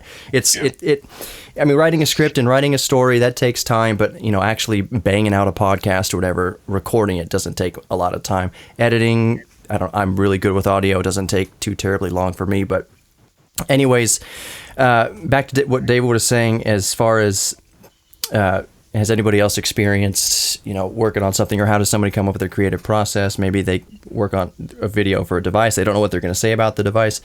So I just finished writing a script about this Philips Nino 500. And originally, the video was going to be about my first PDA was the Philips Nino 500. So I researched on YouTube. Has anybody else done anything like this? Not really. People have poked around with it with no lighting and in the dark or something, and sometimes the screen doesn't even work. So I was like, maybe I'll do a high quality video about the Philips Nino 500, but no one's going to care specifically about the Nino 500. So I'm going to have to make it interesting, and it's going to have to be from the perspective of my story with it, my compelling story around the device. And I can only speak for myself. David touched on it a little bit. What I do is I'll find something that's interesting. So this Philips Nino 500, and I'll just kind of carry it around for a few days, not necessarily trying to use it as a daily driver to replace my smartphone or anything like that, but I'll just keep it on the desk, wherever I am. When I'm at the radio station, I'll keep it on the radio console, or I'll keep it nearby, just kind of holding it, keep it in my pocket, just kind of touching it, and just kind of waiting for a story to come out of it, if that makes sense. Like, what am I going to say about this thing here? But it's just, I know when I first pick up a thing or a subject that it's not going to write itself, and the inspiration isn't always going to jump out at you immediately. So I kind of just keep it close by. I'll sleep with it like on the nightstand near me. Is the first, like, I'll kiss my wife when I wake up. I've completely done that. I've Yes. called it creative Stockholm syndrome. Right. Because I'll just I basically have this thing kidnap me for a while. Right. And it just takes up all my waking moments. And if it gets past that one weird little arbitrary point in time, and I'm just like, you know what? This is it. This is it now. It's like the video that I released today was about the IBM PC XT286. Yeah. I've had that for 3 years. Mm-hmm. It has been sitting in that corner for 3 years, looking at me on it's my shelf of shame. And so it's just a shelf that is, I see it every day when I wake up. That is my routine. I wake up, take a shower, make some coffee, look at the shelf. I feel shame. And then I go and work on something else. After that, I don't know. And most of those things I know I'm never going to get to. But there's a couple of them every so often. I'm like, nah, I feel an itch. I think there's a tiny little thing about it, a nugget I can grab onto that's going to nourish me enough to make me want to eat the whole buffet, so to speak. Right. And I think a lot of it depends on the device too, because if it's something that everybody knows something about, like if you do a video on the Commodore 64, there's so much information you can go Google or whatever. But when I do like videos, I'll give you a great example. Almost every time I do a keyboard video on 8-bit keys, you can't go Google. I thought those were nailed down. Yeah. You can't go Google this. It's a toy keyboard from the 80s, and there's like almost no information about it because it's not something that anybody thought they cared anything about until I make a video about it. So I have to sit this on my desk and play with it for a week sometimes to kind of figure out everything I can about it before I try to even, write a script. So it just depends on the device and whether it's obscure or whether it's a device that everybody, like I'm going to be doing an episode probably the next few months on like the Apple One, and I'm getting a replica to demonstrate with because you obviously can't get the real one. But that's something you can Google. Like you can find out all kinds of information about that. I don't have to play with it as much. See if you can get Steve Wozniak. I've talked to Steve a few times, and he said he would do videos for me, but then when the time comes, he's always too busy and he can't do it, and so I kind of gave up on asking Steve for contributions. You should just email him every 6 months like I do Matt in the UK. Hey, you up for it now? No. All right. Unless anybody has anything else to add, I asked for 30 minutes. You guys said, an hour's fine, and now typically we're at an hour and a half. So I could go on forever, but does anyone else have anything to add? Oh, can I ask one more question? Sorry, quick. Clint, I know you are musical. David, I know you're musical, definitely. Colin, are you musical? I wish I could be musical again, but yes, I have a background in music. Okay, well, we'll put a pin in that, and we'll discuss that maybe at a later date. Let's just say that if I ever end up in a living situation where noise levels don't matter, the first thing I'm going to do is go out and buy a drum kit again. Awesome. So drums. Okay, we'll talk about that later on. I could just imagine. You should just do a video about drums. Just do an overhead and just out in your front yard. That would get the cops called so quick. All your neighbors. All right, is there any last points anybody wants to bring up? We can do plugs. Well, we want to go around plugging. I'm not in a hurry to go, so I'm going to leave this up to anybody else if they want to answer or talk about it. Sure. But something that actually, Clint and I were on the phone like a couple of weeks ago, and we had this conversation. But just talking about how the pandemic has affected affected our plans. Yeah. And our lives as YouTubers. I've been asked a lot about it from, countless emails coming in from fans asking how it's affecting me. Because I already work from home, so a lot of people think I'm probably not that impacted. But anyway, if that's something you want to talk about. No, I'm cool with that. It's actually a question that I put out of my head because I didn't want to. I don't know if it was going to be a touchy subject for anybody, but if anybody wants to weigh in on it or has the time or just even wants to, I'm cool with that. Clint, you good or what's going on? I mean, You don't have to. You don't have to. It's fine. Yeah. I think we're all just kind of like, yeah. Right. Well, the thing I was going to talk about was all the conventions that have been canceled. So I had a whole conventions, like a whole bunch of them lined up this year. In fact, I think right about now I was supposed to be in New York or New Jersey. I can't remember. I had several of them up there in the Northeast. And then later, next month, I was supposed to be going to the Netherlands. And I don't guess that's going to happen. And I had I had planned out like all these speeches that I was going to be doing. I mean, because those are kind of like videos. I had to make slides for those and get those all planned out, what I'm going to talk about. And I was going to record those. Those are going to be going on my channel. And all that has been shelved. I can't work on any of that now. And that's almost like wasted time. So that's been a real frustration of mine because I had put so much planning. Oh, and I had airline tickets to several of those already that I think I've probably just lost. I don't know if I'm going to get to rebook those or not. So that's money down the drain too. Right. But thankfully, all of my stuff has been refunded so far. They've been pretty understanding. I didn't have nearly as many as you did. And then none of them were international, but I did have a couple of trips planned for the summer and one in the fall. And they're all but one canceled now. And I think the final one probably will be as well. And yeah, thankfully, all the hotels and airlines have been like, yeah, it's fine. Yeah, you said you were going to come down to Texas at some point. Or you had something planned in Texas, right? Something like that. Me? Yeah. Yeah, we were going to do that Casio video. Yeah, we were going to do a video on that. I'm sure we will. That's on my shelf of shame right now, but for different reasons. We'll all just look back on this. I mean, this is going to be, hey, remember 2020? I'm trying not to. So I mean, honestly, yeah. At this point, we could just do it in a stream form and just hold it up to the camera like David's doing right now. There you go. So yeah, Clint and I were going to do a little collaboration on the Casio QV10, the first digital camera. He's got one and I've got one, and he's got some of the accessories to it. I think I have 3 now. I keep acquiring them because, yeah, it was a really fascinating thing. That was one of those where I got really knee deep into it. I'm like, this is awesome. And then I could get David in on it. We'll make this big thing. And yeah, I had all these plans tentatively, and then they fell through kind of at the end of last year.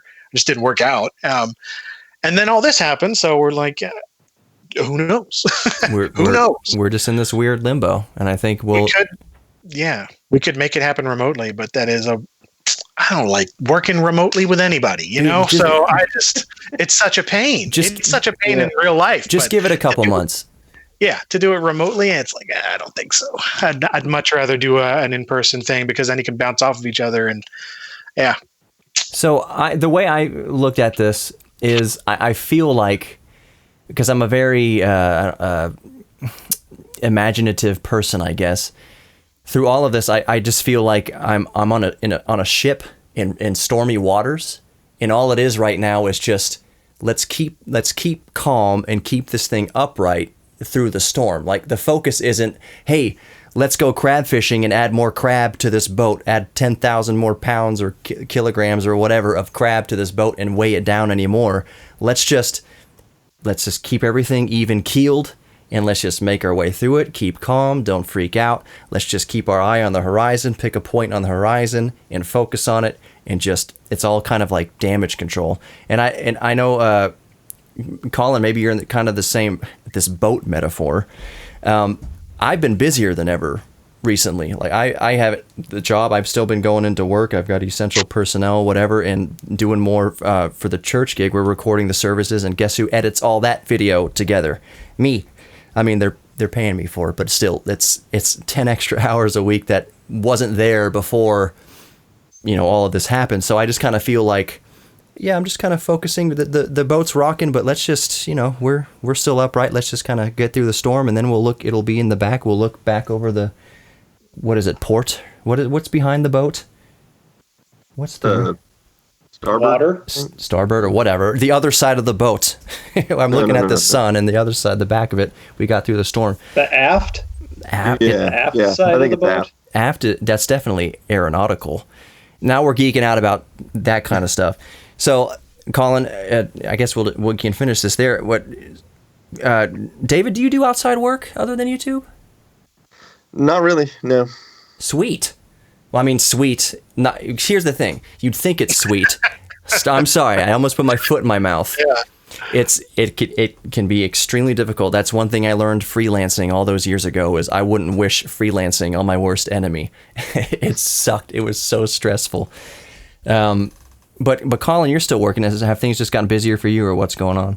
Yeah, they've kind of just turned back to normal in terms of workload.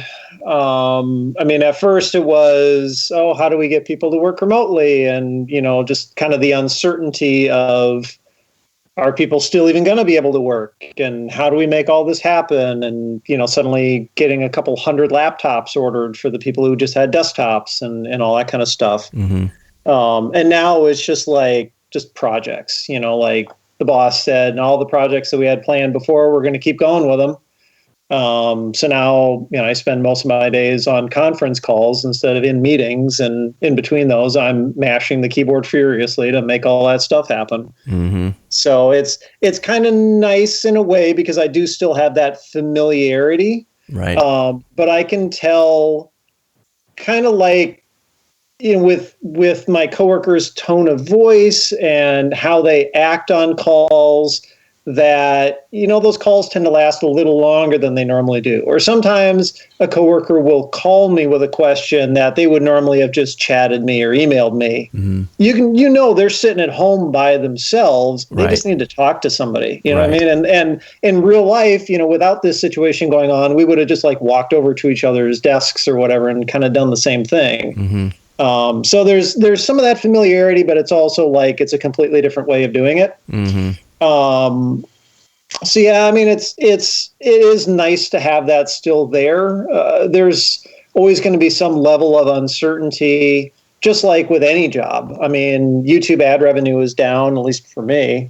And so there's, all sorts of concerns, no matter what type of job you have. Mm-hmm. But as long as you can keep yourself focused and try to stick to kind of what feels normal to you, then I think it's a lot easier to kind of keep your mind clear and stay focused on, keeping the demons at bay, or however you want to put it. CGP Grey put out a really good video recently. I don't remember exactly when, where he, instead of it being a boat, he used a spaceship metaphor.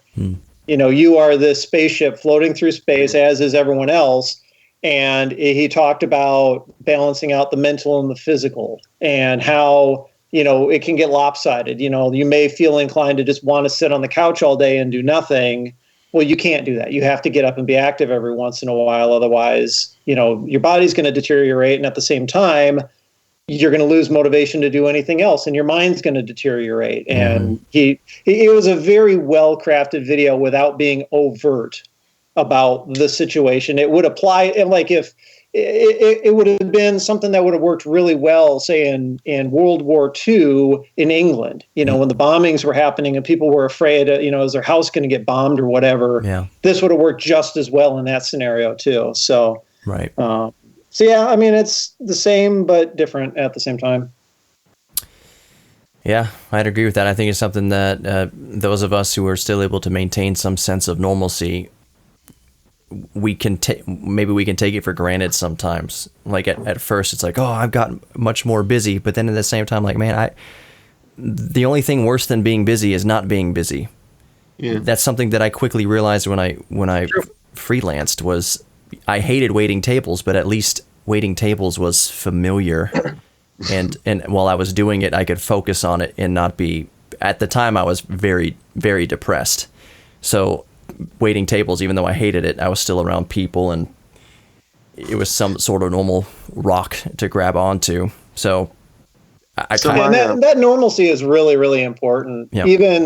Even if you are a creative person, a content creator of whatever flavor, that's something that I'm really keeping in mind in the content that I create, at least. I did one episode where I talked about working from home right at the very beginning of all of this, before any sort of stay-at-home orders in the U.S., started coming down or whatever. I figured, all right, this is going to be the one time I will make some sort of reference to the situation. And I didn't even say anything about pandemic or whatever. It's just kind of a lot of us are going to have to start working from home if we're lucky enough to do so. Here's what you can do for cheap to set up, your own kind of work from home setup if you've never done that before. Right. I am never going to refer to this situation in any other video again, because if nothing else, I want my own content to be someone else's normalcy if it can. Right. And I think a lot of other content creators feel the same way. I really haven't seen much deviate from the norm with a lot of the other channels that I've watched. And that's a good thing, I think. Yeah. If for no other reason than years from now, when we, stumble across, videos, that we had never seen before that someone else made, you're not sucked out of context with, well, what are they talking about with all this stuff? It I guess helps the video stay evergreen a little bit longer, maybe. Yeah, that's exactly the approach I've been taking. Yeah. Yep. Yeah, it's a conscious decision for me as well. I think I made a quick, brief mention of it at the beginning, or no, the end of one video. I don't even remember what it was. But yeah, it wasn't anything specific or by name. It was just, kind of one of those generic, like, we're stuck at home, stay safe. No. That was way early on. It feels like an eternity ago now. But I always intentionally try to keep that normalcy in my videos, no matter what's going on. I mean, we've had all sorts of crazy things over the years. And, there's always the urge to jump on that bandwagon in a way, especially if you think you can have a relevant video topic, but it can become dated so quickly. And at least for me, I try to make all of my stuff as evergreen as possible. I don't even mention something like exact dates anymore if I can help it. Like, oh, this game is turning 20 years old this month. So I don't even do that. I never try to do that anymore. I'll say, oh, this came out decades ago, or it came out in this year. I won't mention the time that's passed since then if I can help it, because it makes it odd later on. And, it's just one of those things that I've become very conscious of. And with this, because I had gotten so many messages about people using my own videos as their comfort food, their normalcy, their grounding point, I felt it was kind of important to keep it that way, especially since I'm not a very relevant topical channel anyway. So, I'm talking about stuff that's 30 years old, so who cares? So I can kind of get away with it. So some channels, I think it'd be irresponsible not to mention it if you're a certain type of channel, but for me, I think I can get away with it, and it's okay. The final that's more the approach I've taken. Sorry, go ahead. No, you're good. You're good, David. The final question, if you guys are comfortable answering it, I was just going to go around and ask how you guys are doing in all this. That's a big question. I guess we'll start with Clint. Yeah, I guess I'm first then. I'm doing as well as I can. Not nearly as good as normal. That's very much the case. It's weird how much you rely, or at least how much I rely, on those individual little reactions of just going out and doing junk. Yeah. Going to the post office, taking care of my package guy, the people that help me out with storage, and the people that just the coffee people, and just anything, family members, friends, just a quick lunch here and there, little things that I never really thought about, but I very much rely on them to keep that routine going. And like I did a video years ago on my home life balance and how I very much rely on the getting out of the house part to keep myself sane. Yeah. Obviously can't really do that now. And almost none of the activities that I did outside of the house, other than going to my other place of work, that's it now. I go from here to where I film my other stuff, and I feel like I get nothing in between. So that degraded on me weeks ago, and I was, I'm much more accepting of it now, but I don't know if I'm in a better spot. It's just, there's days sometimes where I don't feel like doing anything, and so I don't. Yeah. And that's just been a reality for a while now. you got to recharge. And for me, the recharging was in between stuff. Now that I don't have those in betweens during the days, I just take a few days to myself. And that's been something that's really hard for me to do in normal times. Right. So doing it now, at first I'm like feeling guilty about it. And then I felt depressed about it. And then I got angry about it. And now I'm just kind of like, I don't care. At the moment. Yeah. So today is one of those days, and like a video went up. I was going to work on something, but no, it's still sitting over there. I never touched it. So is doing something like this helpful at all?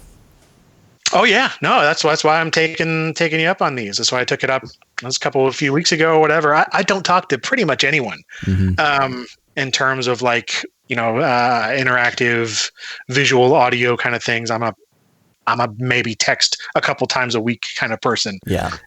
Typically, though, I will go out and just meet up with somebody for lunch. I love doing that.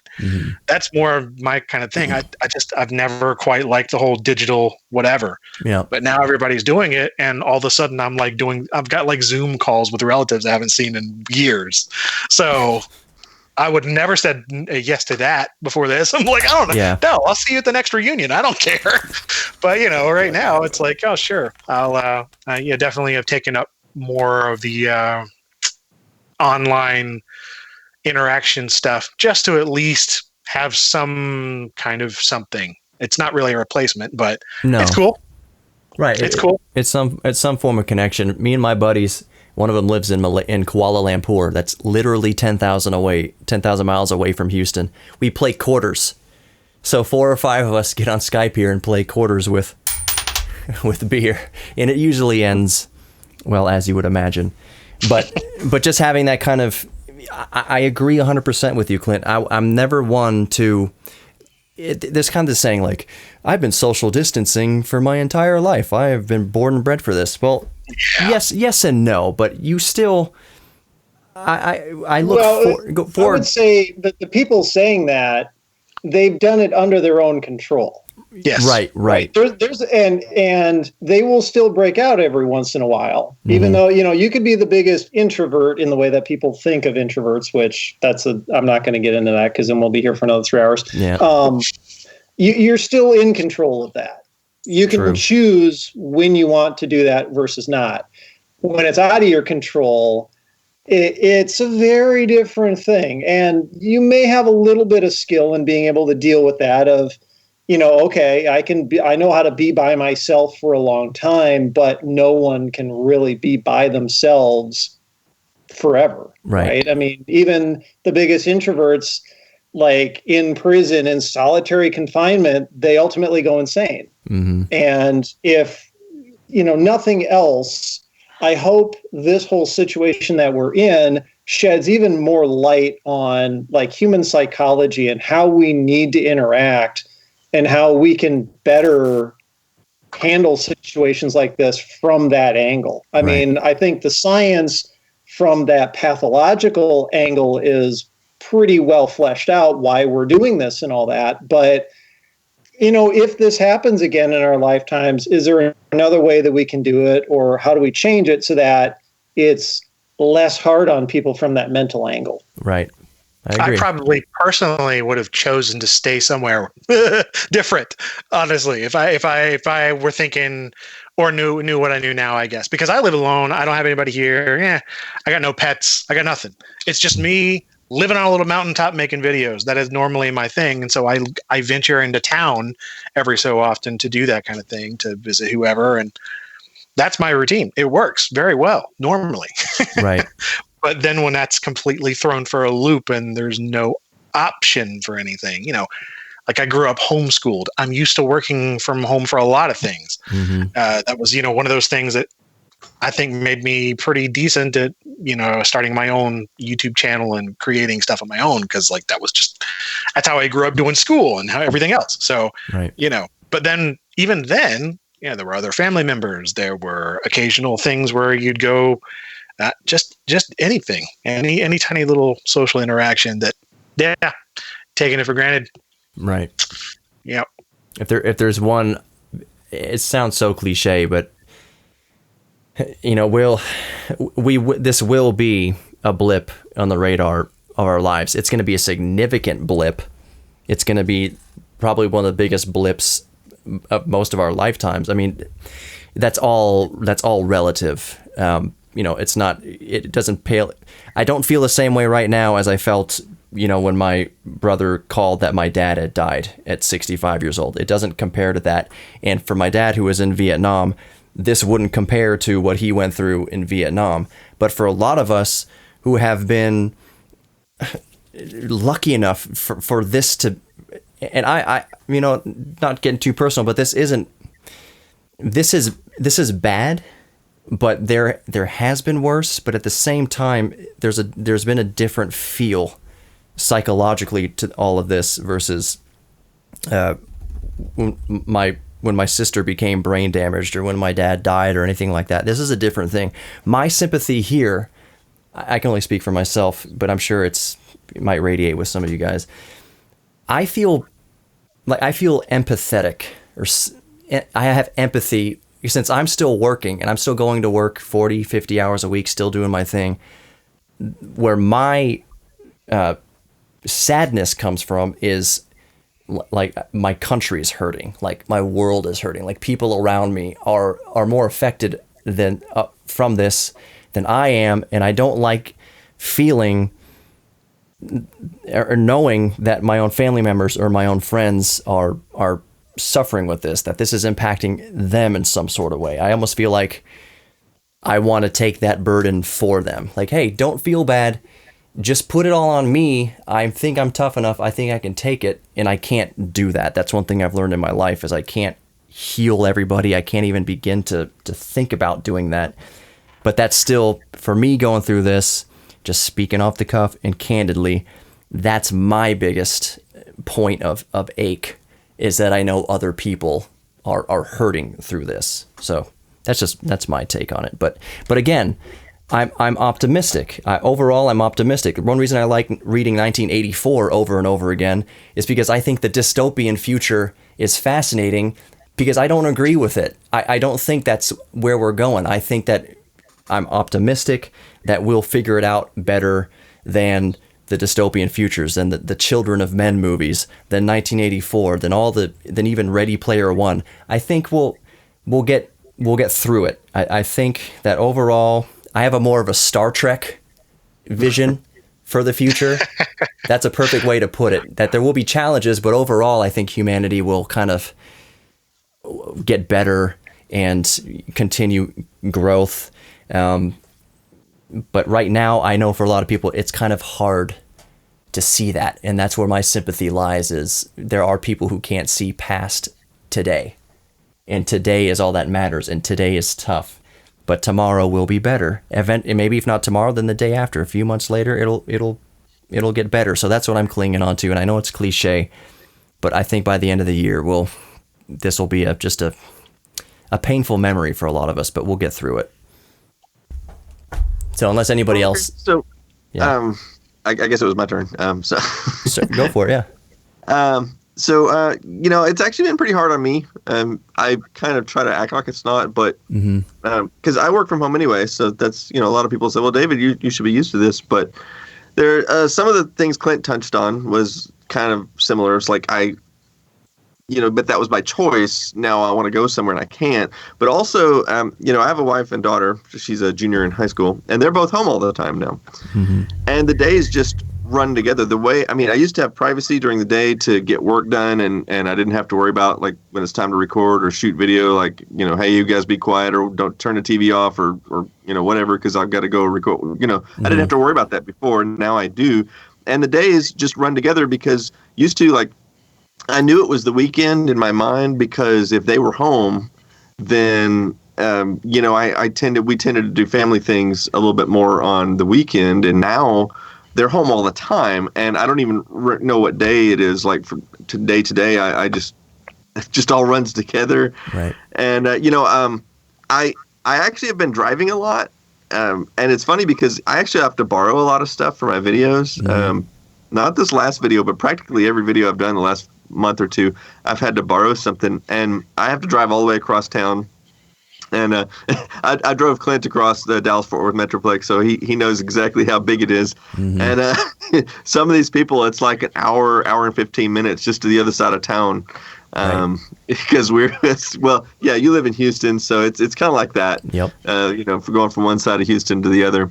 And anyway, but it's the difference is in the past, if I went to borrow something for somebody, I would drive over to their house for an hour or whatever, and then I'd stay there and talk to them for a couple hours. We'd, shoot the breeze or whatever, and then I'd take the thing that I'm borrowing from them and go home. Mm-hmm. But now I drive all the way over there, and they just leave it on the porch for me, and so I have to go out there and get right back in the car, drive another hour or hour and 15 minutes back home. Mm-hmm. And then when I'm done with the item I borrowed, then I got to drive it all the way back over there, drop it on their porch, and I was like, I did all this driving with no human interaction whatsoever.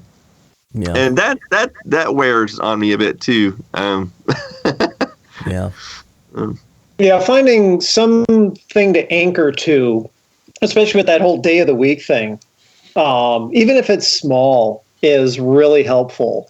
With me, I'm definitely feeling kind of the same thing, at least the Monday through Friday. It's like, is today Tuesday or Wednesday? I don't remember. Mm-hmm. So I've been doing this little thing where when I go for a run after work around the park, I alternate which direction I go.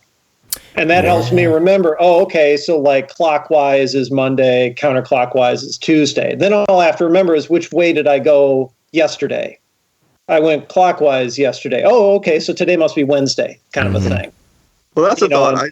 I do still go out and do my walks every evening, and I usually go to one of 4 or 5 different parks around here. Maybe I can figure out a way to organize that in some way, like you're talking about. Right. Yeah, it doesn't have to be anything big, just a little something to, a habit you can pick up. On Mondays, I'll have ice cream after dinner or whatever. Something to change it up. Yeah. I drove a different way home from work today I drove along 59 South, which I hate. I hate getting on 45. I hate getting on 59. I despise it. But then I just remember today is just for monotonous back and forth through all this. I was like, there's not going to be anybody on those roads that I hate, or there'll be less people. So I took a different way, and it sounds silly, but I saw the sunset in a different way this evening. It was a change of pace to drive towards the sun at a different angle and be able to see the colors in the sky currently in Houston. But it was just kind of a little different, well appreciated change, and I guess that's kind of that's something kind of similar that I've been doing in terms of just going out of my way to change anything up. Like, because I do still, occasionally go somewhere else to film or pick up packages curbside or groceries curbside or something. Mm-hmm. I'll just completely go out of the way. And in fact, something I've also just been doing throughout all of this is, for one thing, your phone gets gross and stuff if you're out there touching things. So I just don't take my phone, but I'll just put it in my trunk or something instead. Yeah. And that has been really oddly alleviating because I have an older car that doesn't have any smart things in it whatsoever. Mm-hmm. So I can't get a GPS. I've not even when you're online. In it? No, I guess. Not even me. I'm not even smart enough to make it smarter. I've written Clint's car. It actually really surprised me because it's kind of out of date. I figured he'd have something newer, but I loved his license plate. He's getting a Tesla truck. He's getting a Cybertruck. Yeah, one of these days I'll get something awesome. But like at the moment, it's just, it's a basic get around thing. And that's just, I don't like anything out of the ordinary there and nothing distracting. But I do normally always have the phone on me, whether it's got a podcast going or doing directions or, just anything.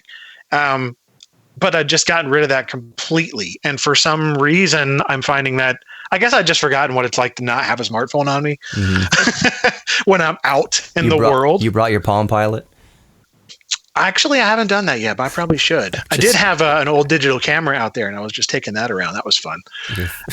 We went through most of our lives without carrying those around. It's just true. It wasn't even. I didn't even like 10 years ago. I didn't rely on it like I do now. But it's just a strange thing to not have the. Or like for instance, you were speaking about the sunsets. Mm-hmm. There was that the other evening when I went out to go and get some packages and the sunset was going on. And for some reason you have that thought, like I should take a picture. Yeah. And I didn't have the phone. I can't. That's fine. I just got to enjoy it. That's awesome. Exactly. I can just enjoy this thing. So, like that's a little thing. Another thing that I really hadn't thought about in a long time was just like, these weird little moments, because you just get in that habit of, capturing this or social this or posting this while you're out because I have a thought on Twitter and then I'll share it and then I'll, whatever. Just gotten rid of that completely. And I think that's something I'm going to keep on doing after this. Yeah. Because I feel better with it or without it. 100% agreed. Clint, do you have a telescope? I do. Good. Look through it. I wish I could. I used to live somewhere that, it made more sense. Unfortunately, the area I'm in now is light polluted to all hell and back. Dude, okay, I'm not. You can still look at the moon and Jupiter and Saturn. Yeah, the moon and Jupiter. There's occasionally like M82 and some other little things. Orion's Belt Nebula. I find that extremely therapeutic to get off the planet Earth for a while and just look at a star, even a random star, and just be like, One thing I used to like doing was going up on the Blue Ridge Parkway because I live right near that. And so you can go up there and just hang out, but that's closed now. They closed it down because too many people were going up there and hanging out in groups. Yeah. So, you can't even do that. The parks around here have just been insane. Yeah, the parks and everything, they've had to shut them down because of this. And so it's like, I can't even do some of those things. Like you could just go up there in the middle of the night and hang out, look at the stars. I love doing that. Can't do that now. Unless I go and find like a campground that somehow is not closed, but I think all those are closed now. But so, still, it's a thing. I'm just saying, your porch, it's something different. Dust off the telescope. It is. Just scan the sky with something, and it'll. I can't tell you how. It's got me really looking into astrophotography. I'll tell you that. I've been researching the crap out of these little tracking things and like mounts, and I'm like, ooh, I want all of them. I need to spend like $3,000 on something. Oh yeah. So, see, astrophotography, I can. AP is it can be cheap. You can just get a T adapter and a mount and a tube or whatever for whatever DSLR you're using now, and you can get awesome shots of the moon. But yeah, where it gets expensive is, now I want a Schmid Cassegrain 15-inch whatever, and I need a stepless tracking mount to get it. It can get expensive very fast. It takes a lot of time. It's very difficult to get good at because you're going to need to set the camera up for 8 hours at a time to get a super long. It's a whole thing, but it's very rewarding, and I'm not that deep into it. I just have my little Dobson mount 8-inch scope, and it's intensely rewarding to take a super high megapixel picture of the moon and then get right in a crater and see how a shadow is cast off of a boulder, not off of a mountain, but get in there and be like, it makes you feel like you're there. And especially nowadays, in this current time we're in, anything that can kind of take your mind outside of itself, if that makes sense. Get out of your own head and put yourself somewhere else, still in the universe. You still feel connected. I know a lot of people look out to the universe and they feel like they're insignificant or detached.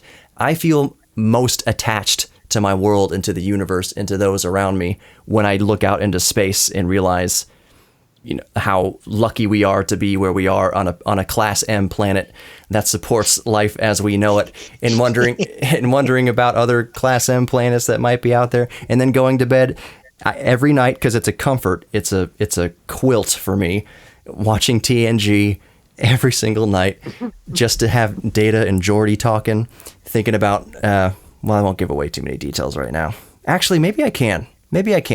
I have seen all of that. I was actually checking out the remasters because I hadn't seen it since it had been, redone however many years ago. And like the new format and everything with it, that extra seeing the little bits off to the side is pretty fun.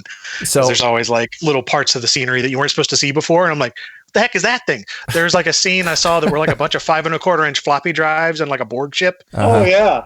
I was like, dude, this is great. Like, that's been one of those things I've had on in the background. And that's a drywall screw. Why are they using a drywall screw for that? Yeah. Does it? And Hugh, the board, Hugh's eyeball looks like a butthole. The Borg, Hugh. A little bit. Yeah. It's like a hologram butthole, which you could really tell in HD.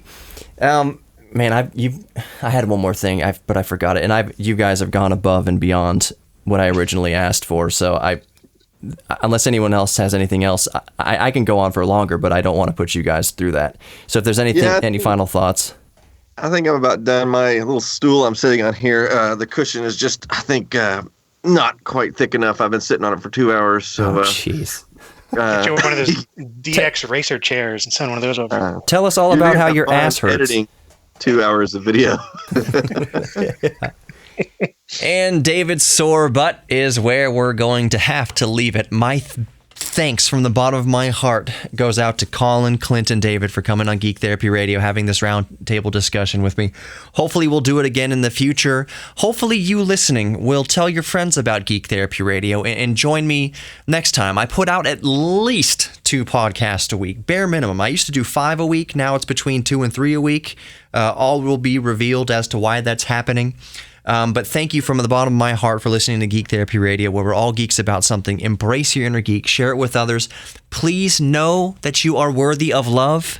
If you don't remember anything else from any podcast I ever do, I always end the podcast by telling you that you are, in fact, worthy of love, both giving and receiving love. And you are also worthy of your own self-confidence. Embrace your inner geek. That's one way I think that we help gain our self-confidence is, hey, I used to like building airplanes. I'll get back to building airplanes. Hey, I was kind of good at that. Or you suck at something, and the first step to being good at something is sucking at something. So just embrace your inner geek. Work with it. Develop it. You'll find that you are way more capable than you initially believed you were, that you are capable and worthy of self-confidence and love. Thank you so much for listening to Geek Therapy Radio. You can always email me at geektherapy@iheartmedia.com or just go to the website, geektherapyradio.com, and contact me through there. I love reading your emails. I love getting back with you. Also, the YouTube channel. It's just Geek Therapy Radio on YouTube. Have lots of fun, cool, geeky stuff on there. And, of course, Geek Therapy Radio on Twitter and Geek Therapy Radio on Facebook. But above all else, take care. Hope to talk to you next time. Have a good one.